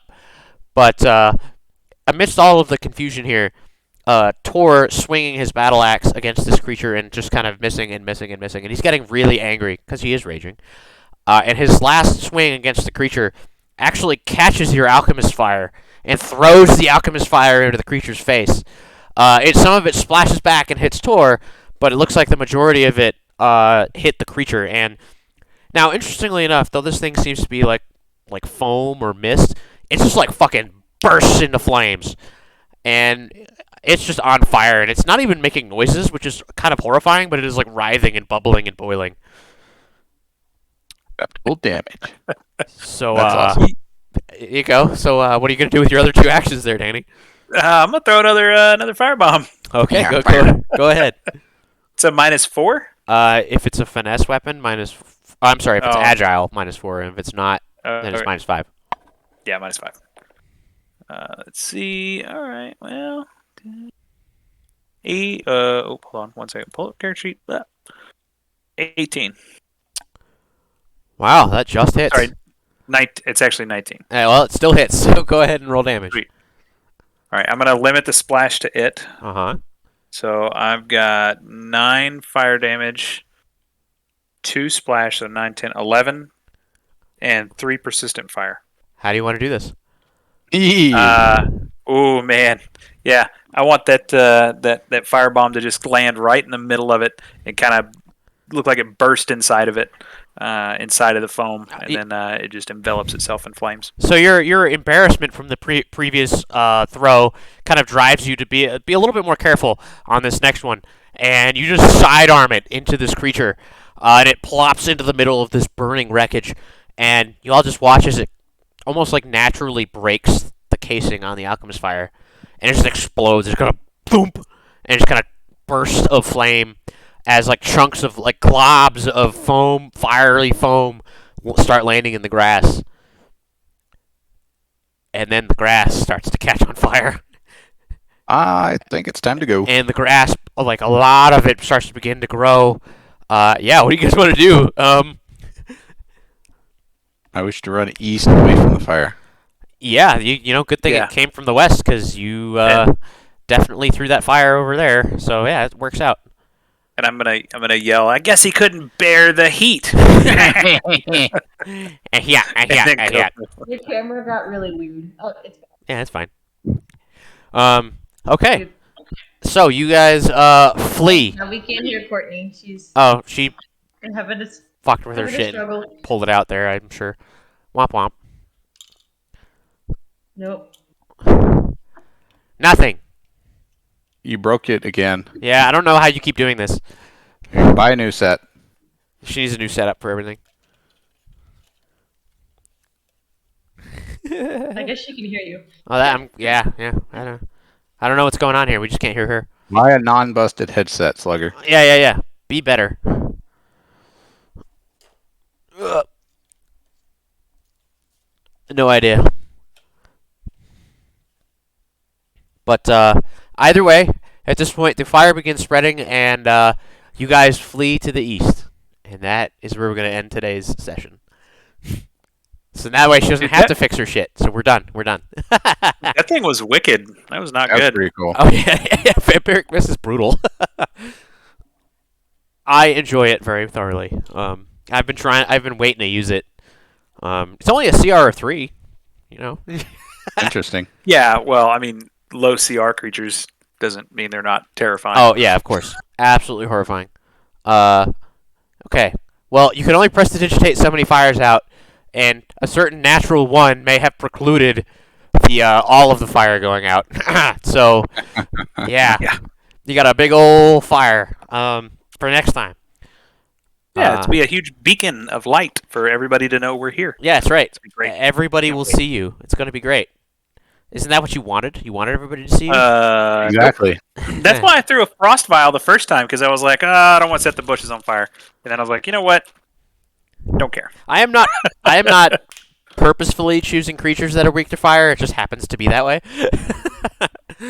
Turns out Works for vampires me. are weak to fire. Yeah, yep. You can keep accidentally doing that. That's fine with me. Well, hey, yeah, thank you guys so much for playing. It was a good time. Yeah. Hell yeah. Hell yeah. A lot of things happened.